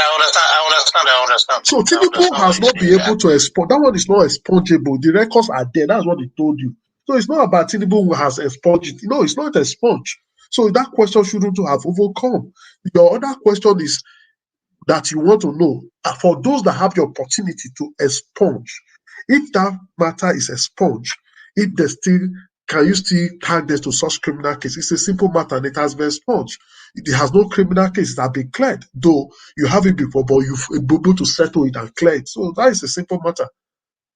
Are you cleared now? Okay, there is evidence that Tinubu has not expunged it. So no, it has not expunged. He cannot expunge it. He cannot, because he did not have a clear record. For you to record. expunge it, you have to win the case. You have to be found not guilty. You understand? So you have to have won the case. Okay, yeah. That's where I'm going to. Yeah, it's good.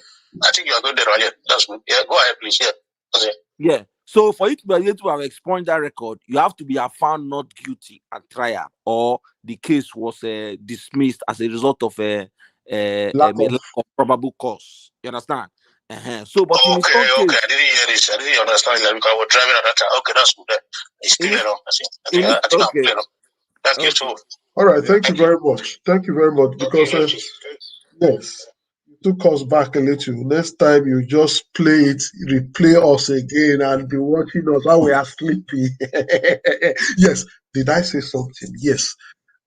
Before we continue, I want to quickly say thank you to Bella Naomi. I know this is our calling. In fact, this is our department. Nobody takes it away from her.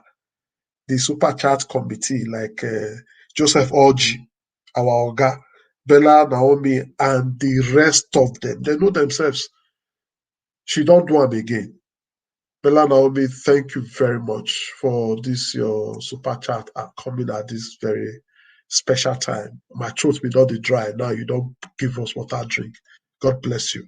So, yes, we have cleared out of John E. have gotten that from Gingerbread Man. Yes, colleagues have just spoken, right? So we just go straight to just for you. Just for you. Do we still have him? Yes, just for you. Please talk to us on this.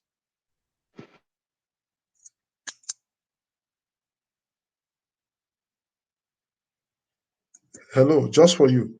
Can you hear us? Yeah. It's like it's just okay. It's just muting by itself. Okay, so, why you is muting by itself? Maybe Bella Naomi na able meet you with her super chat. She has done it again. Oh. Okay, yeah, welcome. I Yes, greet everyone today. Maybe I've she been that has listening muted to. you. Maybe it's you that muted you. Now let's just finish with that so that she will not meet you. Allow her to just talk. Bella Naomi, thank you. They don't hear you. They say thank you. Everybody here say thank you. So maybe you don't mute them again. Make them for free talk. Thank you. But you continue. I like this mute. It's helping me. Thank you very much.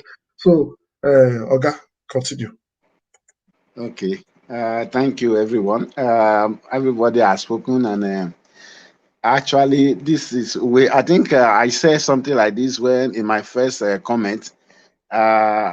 It's just like I said before, somebody, you indicted an account, but the owner of the account is not indicted. I don't know where these things can happen if people really think it well. You know, I mentioned it in the other comment that it's like you are driving a vehicle and now you have an accident. You say it's not me that hit the person, it is the vehicle. Yeah, you hold on to the vehicle. An account is a confidential, it's an agreement between a bank and a person. So the bank or the government have no right to go into your account to do anything except with the authority of a law court that will find you guilty of something or guilty of an offense. Like, for example, they want to place embargo on you. You know, that embargo, they want to place it on your account. The government cannot just come place embargo on your account. You know, they have to go through a process.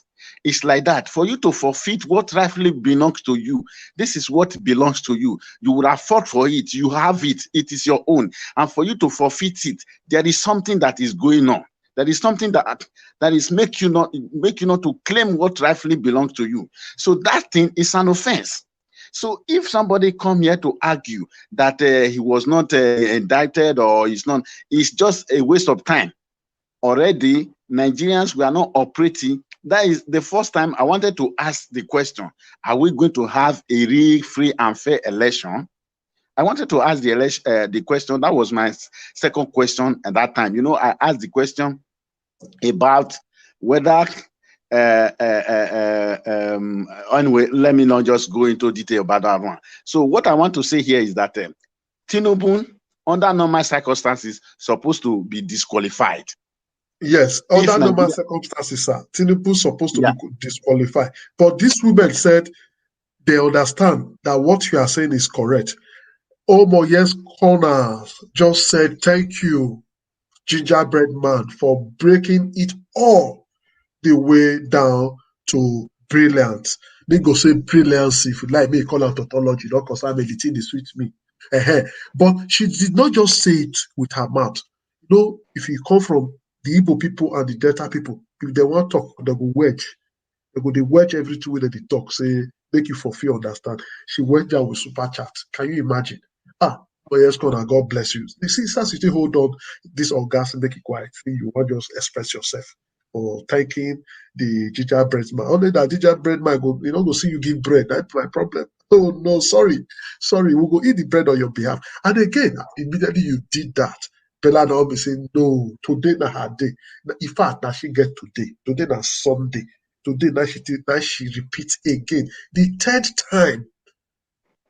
Now she say, no, she ready to disturb all of us. Thank you. Continue. This is what I like. Just continue, Bella Naomi. Thank you. Apart from that, my Peter Okoko saying, man, they here now. All these women just they try to take over the whole place. Now Peter Okoko just Kukuma just sama own. Say they here. Babes, ladies, what a woman can do, a man can do. Brother. Thank you, Mr. Peter Okoko, for helping us to tell us, hey, we did here. Thank you very much. So God continue. These people just they make me they happy. Okay, thank you very much. To that effect, I will say that voting for Tinubu, we are going to be a subject of ridicule before the eyes of the whole world. So this is not a person we're supposed to vote for. And I want to say here that categorically clear that we are not going to have free and fair election. What do we do in this case? This is the question, most of the questions I wanted to ask at the first initial time. What do we do to make sure that we have victory over these things? It's just going to be like election, June 12 election. So how do we do that one? For Peter Obi to win massively, because when you see a clear winning, they cannot turn it upside down. So I suggest that from now, the cities are well informed, but there is work for us to do concerning the villages, because most of the votes are still going to come from the villages. How do we reach out to this village? Not that they don't hear about Obi, but they are not aware. They are not. The awareness is not there. Just like the awareness in the city is not there. But they know about Obi, but the awareness is not there. So how do we go there? Because these people, what the political parties will do, we go send people to go there, give them bag of rice, give them bag of gari, and things like that, and they can easily be captured, So what do we do in order for us to have a clear winning? A clear winning, like June 12 election, the announcement was not made. The election was, there was still 3 states to be announced when everybody came out, because Abiola won almost 12 states out of 19 states. So you don't need anything to say again. The winning is declared by itself. So that is what I'm dragging out now, because I'm just speaking on a neutral ground now. How do we win? How do we realize this clear winning? Because INEC have already compromised. there is not going to be free and fair election. So how do we make sure that there is going to be free and fair election? How do we work on that? All right, thank you. Is number Thank one. you. That Thank is number you. one question. The Number second one when is you repeat like 5 times, or you're hurry now. no. Quick. I want to ask. I want to make another comment again. Please. How all the lawyers in Nigeria, the lawyers that are there, what are they waiting for? Why can't some lawyer take this matter to court to challenge Tinubu? That is my submission. Yes, she just asked a question. I will not want to go into answering it, but let me pass it to the panelists to answer such questions. I'll be calling on, okay, we don't have him here. Jerry Icon is no more here. Should have been his turn. Then aside Jerry Icon, Okocha King. We still have him? No. We don't have Okocha King here too. Machiavelli, no. We don't have Machiavelli here again. Good luck. No, he just came and go. Breadman, please talk to us. It's your turn now. Yeah, sorry. Please, what was your question? Let me see if I can respond. The question he asked is a very dicey one and very simple. He just said, how do we engage the people in the rural areas, the villages, on this movement of Peter Obi? Because according to him, not according to me, that the village people are not much aware, though he knows that some of them are aware. But the moment they are giving bags of rice and all that, then they sell out. What do we do? Then he has the second question. The second question was, what's our lawyers doing? These are the two On Tinubu's case. No, generally, yeah. I think that's the one I want case to. of the situation of Inec, and Tinubu general situations. And so if I want to relate what is our lawyers doing with Inec and Tinubu's case, I think we expect Nigerian lawyers, or lawyers of the several other political parties to challenge the credibility of Tinubu in application to the Constitution, whether he qualifies to run for the presidency or not. And our courts, our judicial system needs to interpret that section of the Constitution that talks about, being involved in a criminal case as a requirement for being qualified or not. That is one way I see lawyers should go about that case. With regards to whether our lawyers can come and challenge the U.S. court system, I don't know about that. I mean, there are two different jurisdictions, so I don't think their jurisdiction extends to the United States. I think their primary goal is to challenge what they know, what they have with Tinubu's criminal history from America as regards to what the Nigerian Constitution sees as being qualified or not qualified to run for office. And INEC needs to be a party to that legal question in courts. How do you take the campaign to the villages? That is why we're on this platform. You talk to your brother, you talk to your sister. We are not at home. We are in diaspora. You support your ward, you support your people, whichever way, financially. You encourage them, and I believe that there are several P2B support groups that engage in going, to the villages from door to door, spreading the news.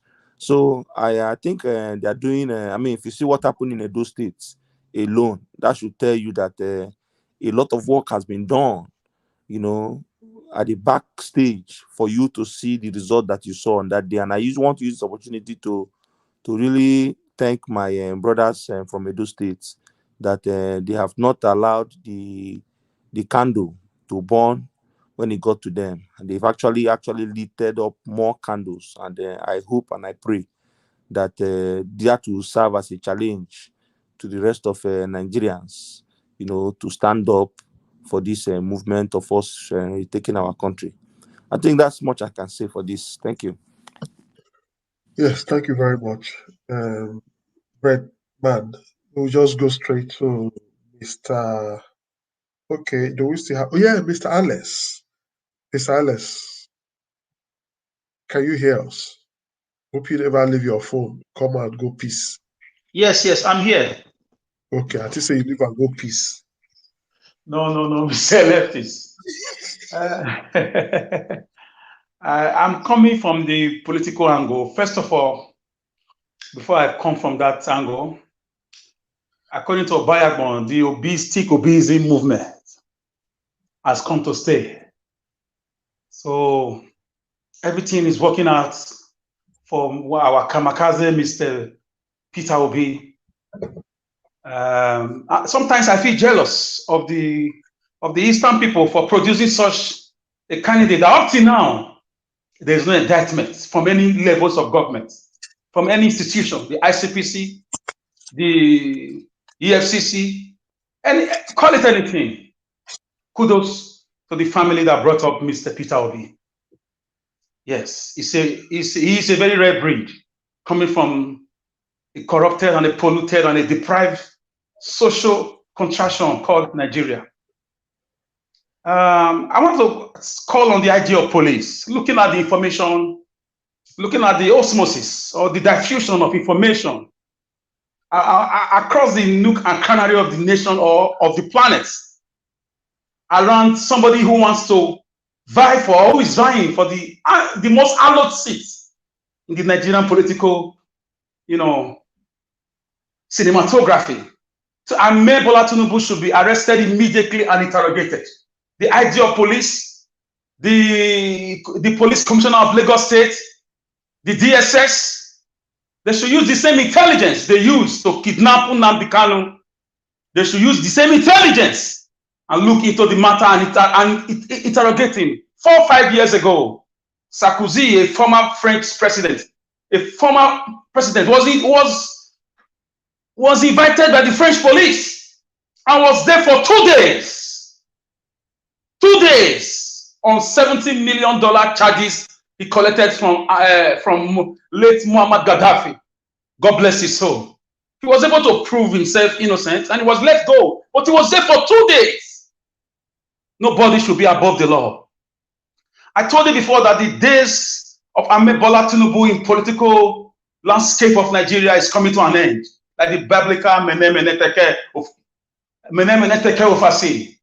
Everything now is working for Peter Obi. I don't want to see Ahmed Bola Tinubu working scot-free tomorrow morning. It will be a slap on the Nigerian citizens. It will be a slap on the Nigerian future. It will be a slap on the coat of arms of this country. The integrity of this country is at stake. We cannot have a man saddled with this kind of accusations and counter-accusations, internationally especially. Even locally, he has been accused of a lot of fraudulent dealings, seizing Lagos, the vast choice estate of Lagos, to his families and to his own self. Such a man is not fit to even grace the doors of Aso Villa. So Tinubu should be behind bars. We don't care if he has his own argument. Even Festus Keyamo should be derobed as a son. He's not fit to be in the legal luminary. The judiciary is supposed to be the last hope of the common man. Supposed to be one of the checks and balances of arms of government. I don't know how the judiciary managed to produce an image launderer, somebody who is trying to clean up somebody's image, a son fooling himself in public for a criminal. Nigeria is only in Nigeria you see a professor or a son protecting a house. What a shame. How are the mighty falling? How did the legal luminary produce a son to be defending somebody who has no results? What a paradox of life. How are the mighty falling? Tell it not in Gath. Publish it not in the streets of Askelon. Lest the daughters of the Philistines rejoice. So I don't know if you are aware of any secondary school Ahmed Bola Tinubu went to. I don't know if you are aware of any primary school Ahmed Bola Tinubu went to. I don't know if you are aware of any university Ahmed Bola Tinubu went to. A son, after all the rigorous studies, through climbing through the echelon of the legal life. A son, the senior advocate of Nigeria, I quote, protecting a tout, a drug lord. Ladies and gentlemen, let me refresh your memory. About 2 months ago, drugs worth 190 billion naira were discovered at Ikorodu. Up to today, they swept the case under the carpet. We all know where all fingers are pointing to. About a month ago, October 3rd, precisely, drug worth 197 million naira was also discovered somewhere in Lekki. They all swept it under the carpet. They pretentiously started burning them. The so-called NDLA, the toothless bulldog, who only go after young people who are smoking marijuana in the streets of Nigeria. They didn't make arrests. They made arrests and let them go through the back door. They didn't parade suspects. They paraded somebody they made as a gate man. They called him a drug baron. We all know who has the capacity to put such a stunt in Lagos. You cannot tell a blind man is raining. So we are too schooled to be bamboozled, to be embellished with the lies of the Nigerian political class just now. Gentlemen and ladies, it's a slap on our faces if Tinubu contests election. Inec should be disbanded immediately if Tinubu still contests election. APC shifting should be arrested, and they should tell us how they managed to produce Tinubu as a presidential candidate. What transpired in their primaries? Nigerians want to know. We have no other country. This is the only country we have. We will not allow the labors of our heroes past to be in vain. So Tinubu is a criminal. I mean, he has charges hanging around him, whether he's guilty or not. But just having the charges alone in circulation is, I mean, it's a dent to us as Nigerians. So, gentlemen and ladies, I'm sorry I'm being political. We have to create sanity from the head. We cannot always have people wake up to take us for a ride every time. Up till now, we do not know what happened at Lekki Toll Gate. This man has a lot of baggages that he's traveling with on his way to Abuja. God forbid. If you believe what I just said, dare me to say, God forbid. God forbid that this man gets to Aso Rock. Nigeria is going to be sold in less than 6 months. Although, if INEC let them allow themselves to be manipulated, there is a looming second civil war. We are long overdue for a civil war. It almost happened during the NSAS. I'm not calling for violence, but this is not what you like. It's not what you wish for. It's not what you don't want. It's what will happen if the needful is not done. Apart from Peter Obi, who is the only shining light that God has given to us, he's the only one preventing that long-awaited or long postulated or long prophesied civil war that will clean up this system. A lot of heads have to roll, unfortunately, for a new Nigeria to be born. So, guys, I don't want to talk much about just the political angle. Sanity must, decorum must return from the head of our governors. An article also should be investigated over the $12 million money laundering case hanging around him in America. How did he get to America the last time? How much did he pay security apparatus or apparatchik before he was allowed to take pictures in the buildings of Washington? Why was he restricted to Washington? Why didn't he go meet Nigerians in diaspora? This is $1 million question I leave all of you to ponder about. And I know that the answers you are going to get are going to be very, very imponderable. So I will drop my case here, and I'm looking forward to the actions of the DSS. They should use the same strength they are using to deploy army to the eastern part of this country. The same strength they use to hold up the Kanu, a prisoner of conscience. They should use the same intelligence, the DSS, that they went to Kenya to kidnap a dual citizenship passport holder, British and the Nigerian. Up till now, he has not been served justice. That same strength should be applied to Tinubu's activities. We don't have time. The election is in 2 or 3 months' time. Thank you, guys. God bless you. Yes, thank you, Mr. Alice. We just go straight to Ike. Ike, please talk to us. I don't know if Chooks is around now. Chooks, are you around now? Yeah. Okay. Wait. Thank God you are back. But Ike, talk to us. After that, we allow Chooks. Now that he's around, just press network, allow him to talk. Ike. Thank you, lefties. On the issue of Tinubu, I am not a lawyer. We have seen some documents that have been presented to, Nigerians have seen it, and I think the appropriate authorities might have seen it if they say they have not seen it. And I hope and I wish that the proper authorities should do what they know that they're supposed to do. But in as much as this issue should not they should not use it as a distraction for us, we the obedient. We know what we are fighting for. Tinubu and the APC has already shown us that they are above the law. If not, nobody is questioning Tinubu for not appearing in a public space for the same people he wants to rule. He feels that nobody can hold him accountable. But this is that structure of criminality we are looking forward to eradicate in Nigeria, so that there is going to be law and order in Nigeria, where the legal system, where the judiciary in Nigeria will be able to have the backbones, to make right decisions and make right calls for the welfare of a common man in Nigeria. So Tinubu, the government, no. Let us keep focus and see what the government will do, because even though we shall from here to the next year, if they've decided they're not going to do anything, there is nothing we can do.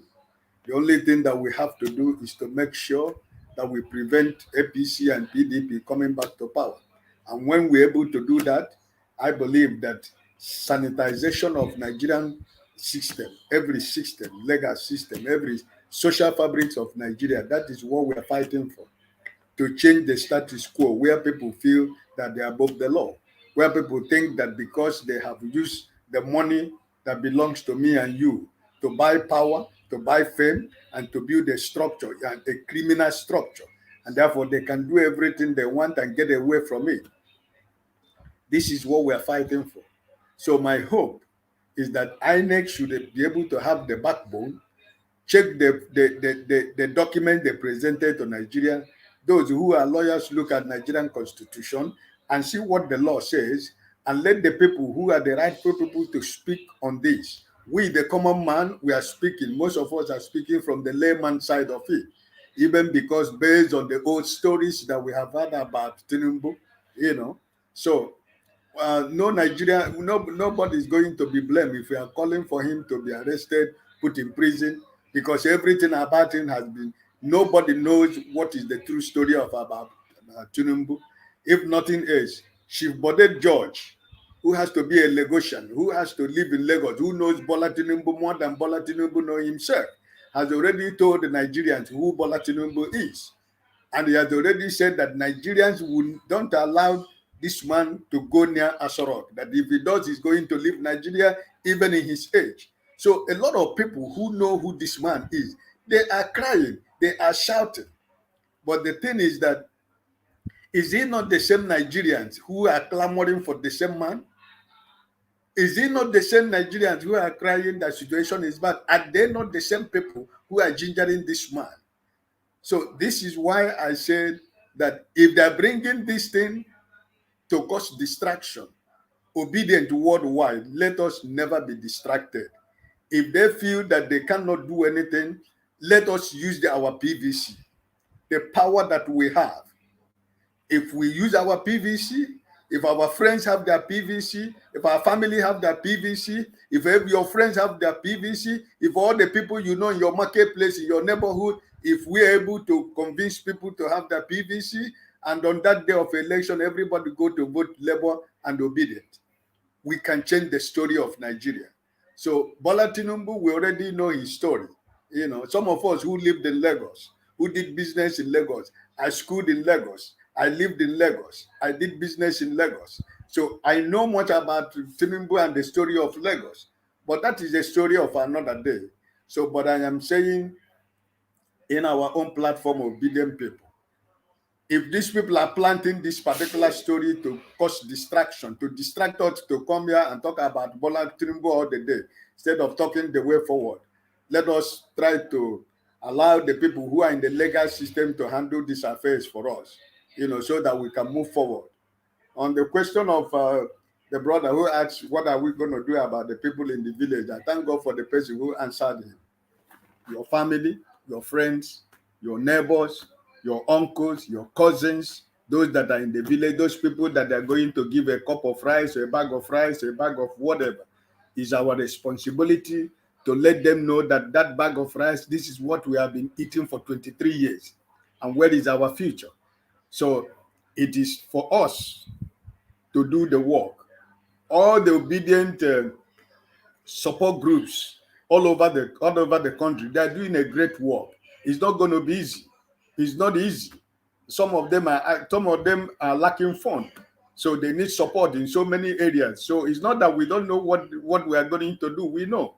When you speak to one person in your family, and let that person speak to another person in the family, and let that person speak to another person to the other kindred, the other village, the other town, this is the way we're going to do it. It's not going to be left alone for Labour Party and, you know. So I'm saying that we know already what we need to do.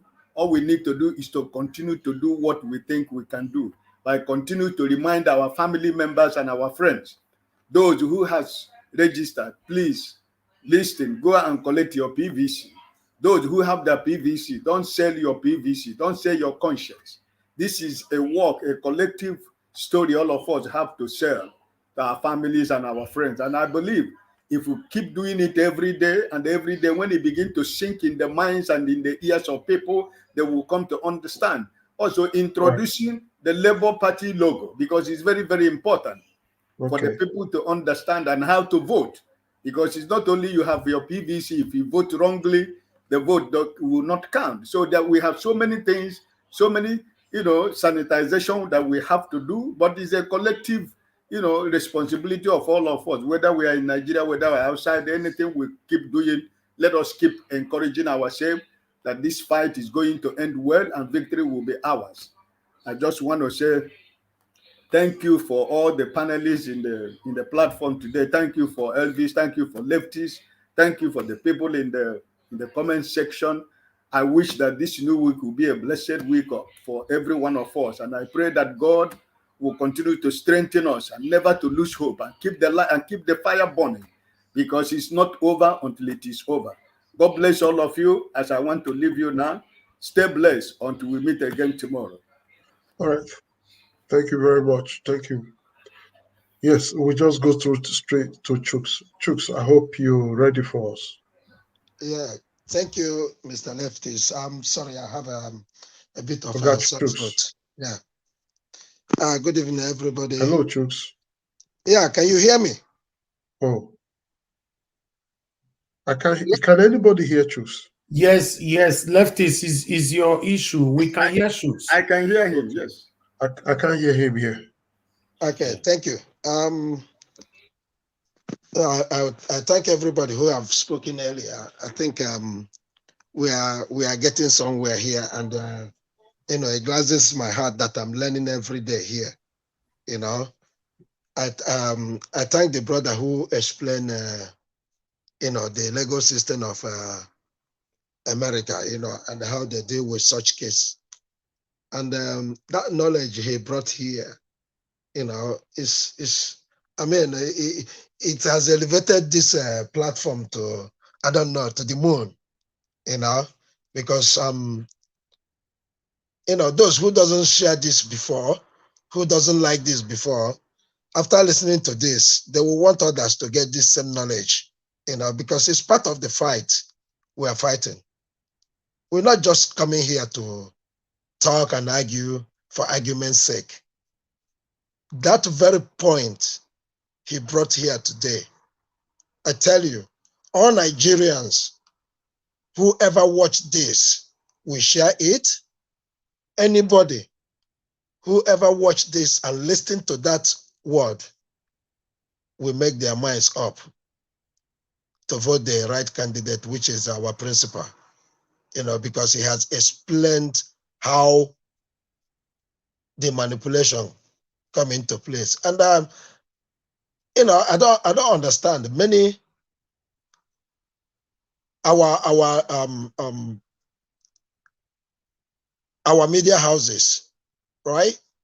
I think if it is in the Western world where we live in today, the media houses themselves, when they get hold of this kind of document, I think they usually do more digging to bring out the simple truth to everybody, because the role of media, we overlook it in Nigeria. The role of media is to educate the masses and to hold the government accountable. That is simple. And in the case of Nigeria, we are not so lucky, to have many good journalists and the media houses. Because if the media houses are on top of their game, this shouldn't be speculation. I mean, even if they don't go to US to obtain the said record, they can simply invite Tinubu, the presidential candidate of APC, to answer for himself. And they owe it as a duty to Nigerians, because this is somebody vying for the highest office of the land. And in so doing, the media supposed to make sure, checkmate all of them. P2B, when his Pandora issue came up, he was invited. He didn't refuse. He went there and clarified himself and leave himself open to anybody who wants to judge him based on that, to be able to vote for him or not vote for him. But in the case of Tinubu and Atiku, the reverse is the case.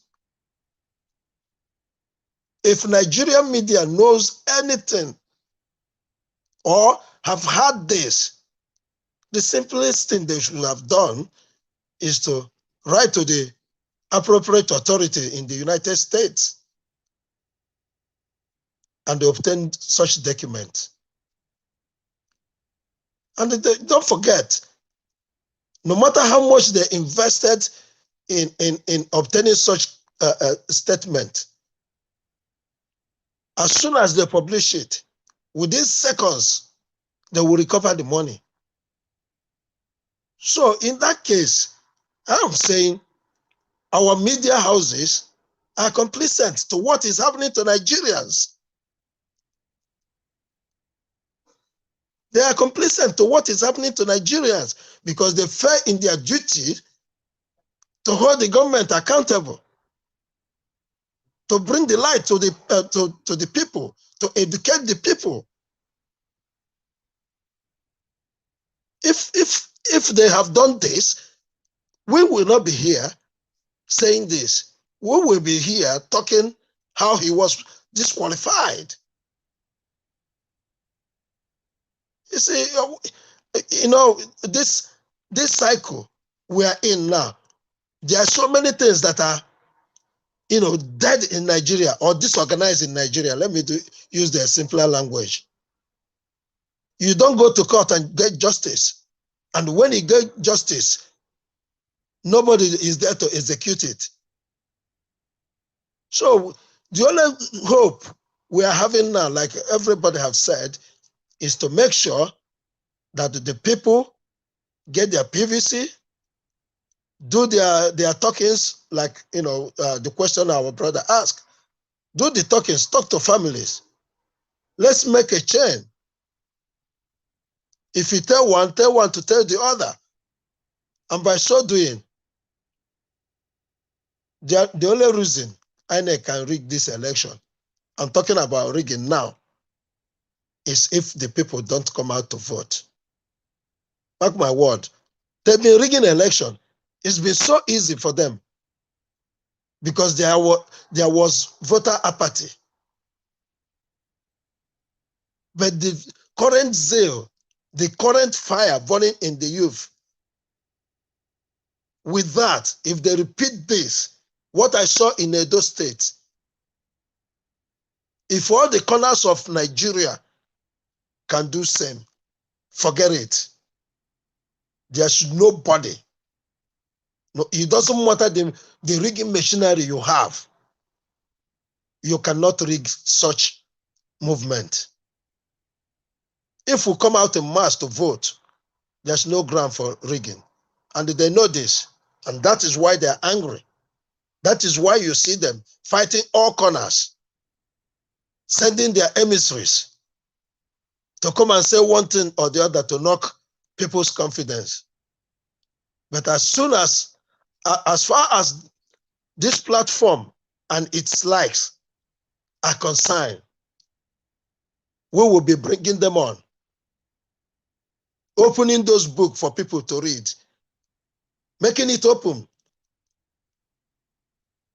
We've seen videos where Mr. P2B did everything he did in Anambra State.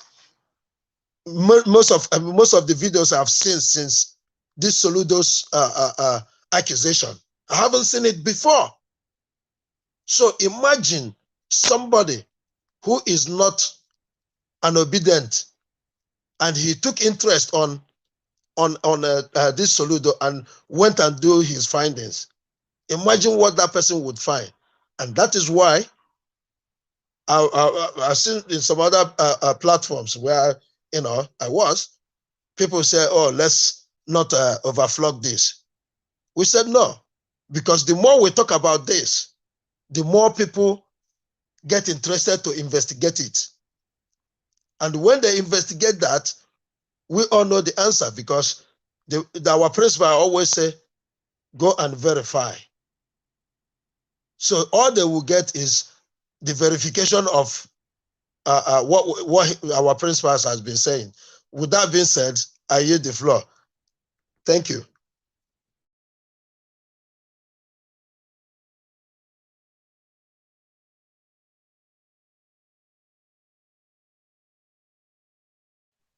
Can you hear me, anybody? Okay, I try to listen to you from other source, so I know you've heeded the floor. No,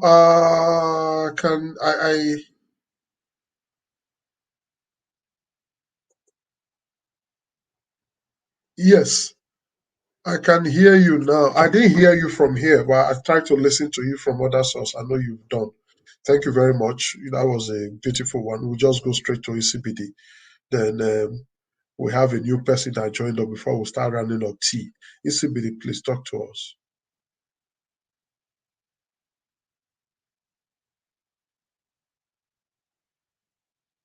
Hello. Yes, ECBD, please. All right, thank you. Sorry for that. Well, for Tinubu, I think the thing is, like you see, when Peter Obi first came out and they tried to, bring that issue of Pandora and all that, and then Peter Obi had to clarify everything, and they discovered that the man is squeaky clean. So, the whole thing, they were even like, it was like a thing of shame for them, because they didn't even do their research properly before trying to accuse him. When he made it clear that he declared all his assets, but he could not definitely declare, which is against, the code of conduct of the organization that he was managing with those other guys. He cannot declare joint assets, and that is how he was able to, with some other obviously other avenues, he was able to come out of that. So that is how it's supposed to be. Now, in this case, it's totally different.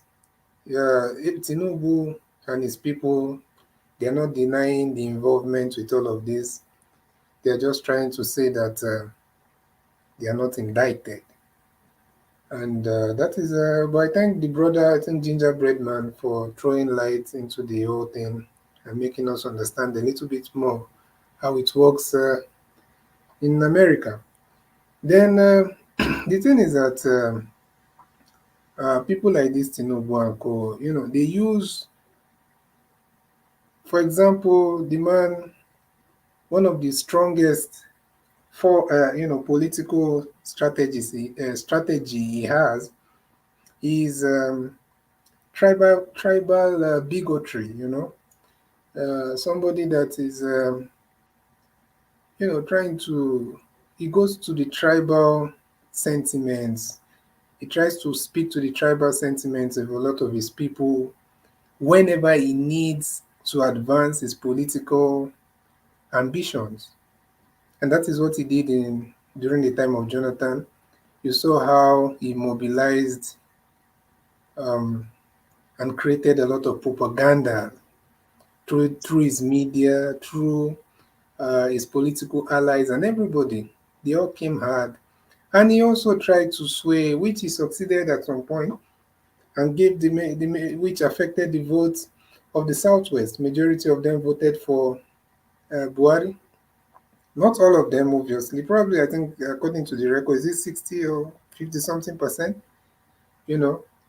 Voted for Buhari, and which was the deciding factor for Buhari's winning that election. So, unfortunately, that is how he plays his politics. Now, you see how the Yorubas or the Southwest, some of them are, quite a number of them are divided. We cannot group them as all under Tinubu. That would be a very big mistake. That is false. We have seen even our own Donyo Kupo is a Yoruba man, so we cannot do that mistake. So, but the thing is that we need to be careful with this kind of people.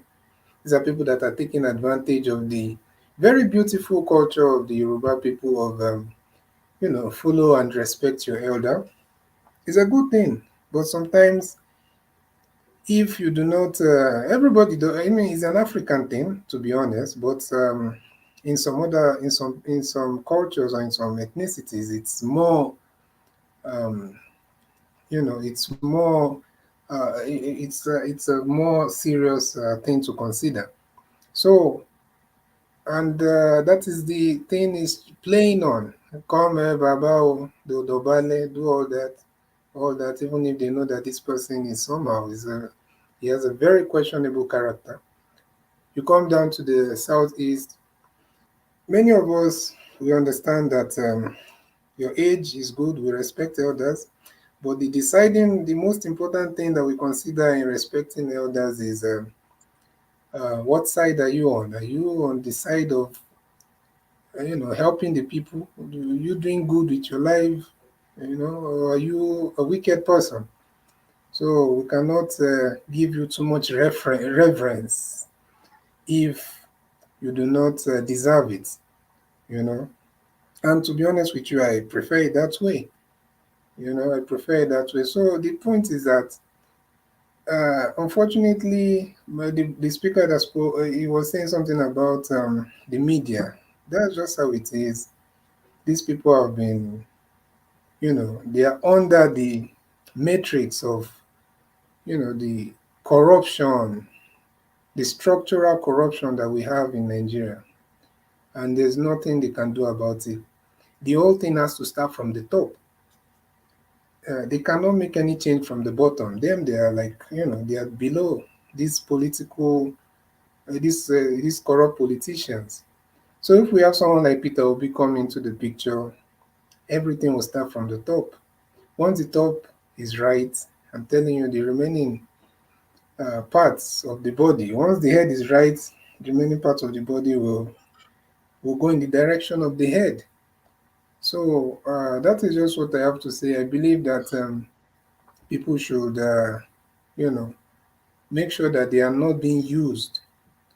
This Tinubu, to be honest with you, we have seen his games. We know what he's capable of, and I'm sure and I'm happy to see that not everybody, even in the Southwest, is being fooled by the same um, games that he usually plays.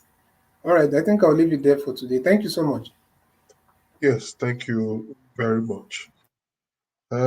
Somebody was saying, how do we convince those people we have in the villages? I guess he must have gotten the right answers.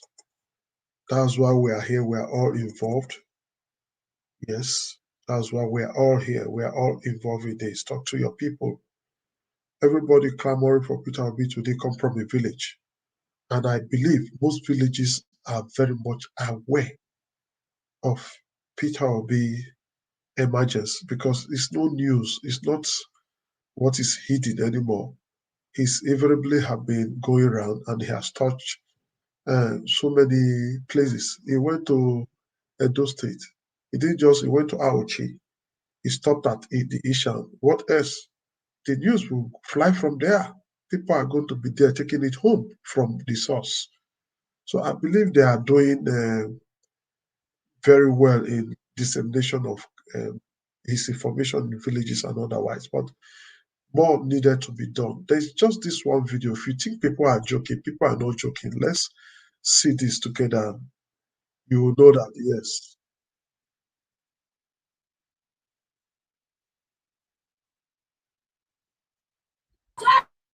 APC! APC has failed! They're supposed to apologize to Peter Obi. We need a new Nigeria. Peter Obi is the new Nigeria. We are tired. We need a better Nigeria. So that our If you see what that means, this is a woman, a lady on a bike with Labour Party's code on her dress. This is her coming out to disseminate the information here. So why did I play this? This is to show that we all have parts to play. And each and every one of us should play her own part. This is just marvelous. She's doing it her own way. This is love. This is one of the things we are talking about. You can do this. Your people can do this because we really need to change this country. Otherwise, it's not just going to be easy. So few people think they own us, own the country. They can do whatever they like. They can fly. They can have bulletproof cars. But me and you don't get bulletproof cars now. We walk. We use the road, normal road. But these people, they are the one killing us, stealing our money. And me and you go to sit down, the president, carry our vote, go give them. And they are taking care of their family overseas, their children overseas. They go overseas as they like. When they are sick, overseas. They don't go to the hospital that me and you go to. And yet, we are still seeing, oh no. Now, small, we will talk about. It could make we get sense. Anyway, we'll be running up for today. We've been here for close to 5 hours now, and we're just going to be running up. We want to say thank you to people that have been there watching us, all the people, yes, you viewing us today. You have been there from beginning to the end. Thank you very much. And for those of you that is going to watch us later, review us, thank you very much. Thank you. God bless you. I want to say thank you to everybody that have been on the comment section. Yes, everybody that have been on the comment section. Thank you and thank you because we are all doing this together. Nobody's going to be left out. Nobody. Somebody said, what is bat? For me, Peter Obi, I call him cat. C for character. A for accountability. T for transparency. So when you see cat, bat not go do them because cat they eat bat. So me, just for my own campaign. For my Facebook, na cat I dey use for Peter Obi. Cat. Bat, not the near cat, because it eat am raw. That is why if you don't see bat for where cat dey, no vex, they don't be meat. That is my own slogan. I'm doing my own part. This is us here. And outside here, all our handles, Facebooks, we are doing our own part. You too, do your own part. Yes, that's how we will get there. So thank you for, we did just, well, couple of videos, like 6 articles today. And we had quite a lot super chat today. Thank you very much for the very first person, Charles. Zudove, thank you for your super chat. Joseph Oji, thank you. Joseph Oji again, thank you. Joyce A, thank you.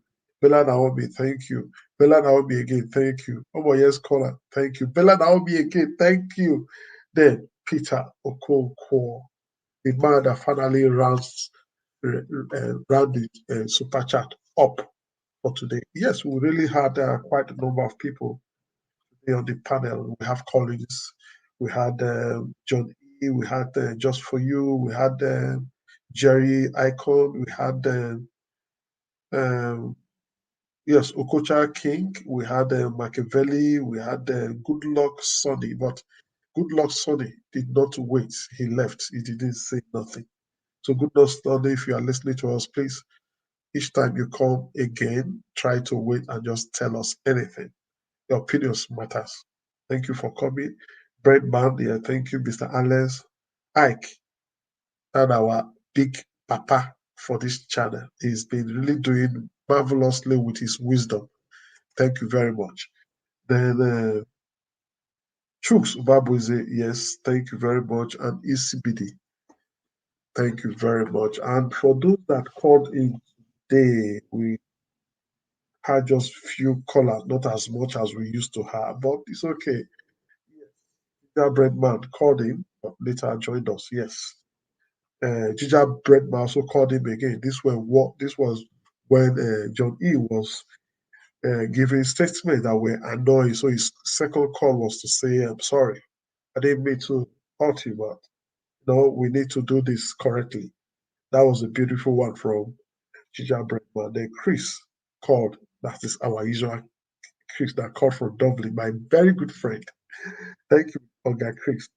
Hemi called from the US. Yes, Hemi will always call in and say thank you. Her contribution is always very, very, very carried. Yes, Okocha King, you called in, though you also came to the panel. Say thank you very much. Machiavelli, you called in, though you were also at the panel. Thank you very much. Then Mr. Andrew called in almost twice. Yes, we say thank you. And he also gave us something which I read out. Thank you very much, Mr. Andrew. Glad to have you back. Prince Collins, yes, Prince Collins was the last person that called in to contribute. And we want to say we are all contributors, all of us here, as far as we are doing the same thing, championing the cause of the rightful person to take the helm of affair, to take it away from those criminals that doesn't have us at heart. So on this note, we're going to be wrapping it up for today. So before we wrap it up, yes, we're wrapping it up. Let me play one very good track before we wrap it up. Thank you.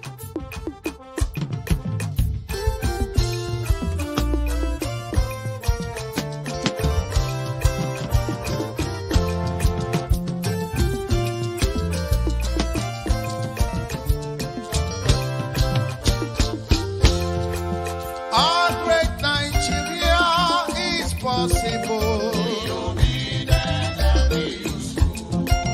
Our great Nigeria is very possible.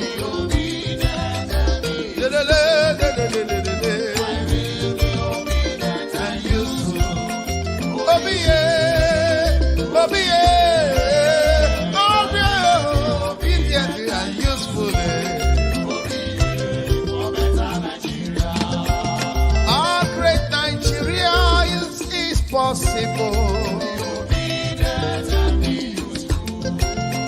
Our great Nigeria is very possible.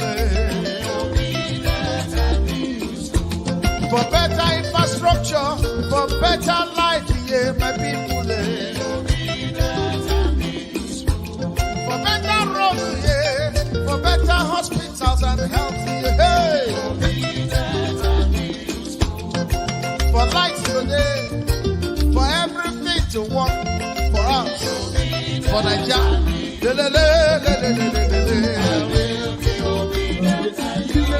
Yeah. No more hunger.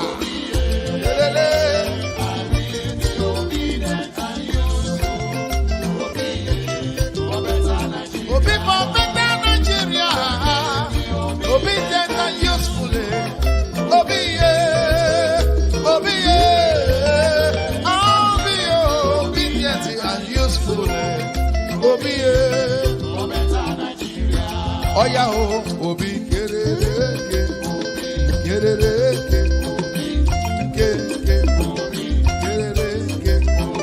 Hausa man, Yoruba man, Igbo man, Middle Belt, Niger Delta.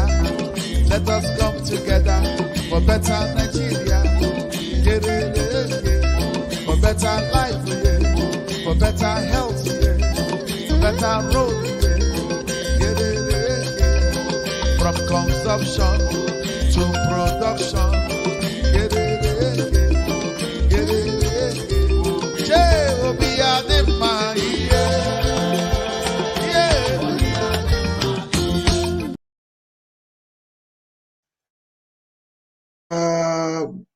You said if we could play which video, Murphy Ray, are you talking of the woman? I can replay it before I round up because I just saw that. Can you play this video again? Leftist. I believe it's this video you were talking about. You can just play it again if you want.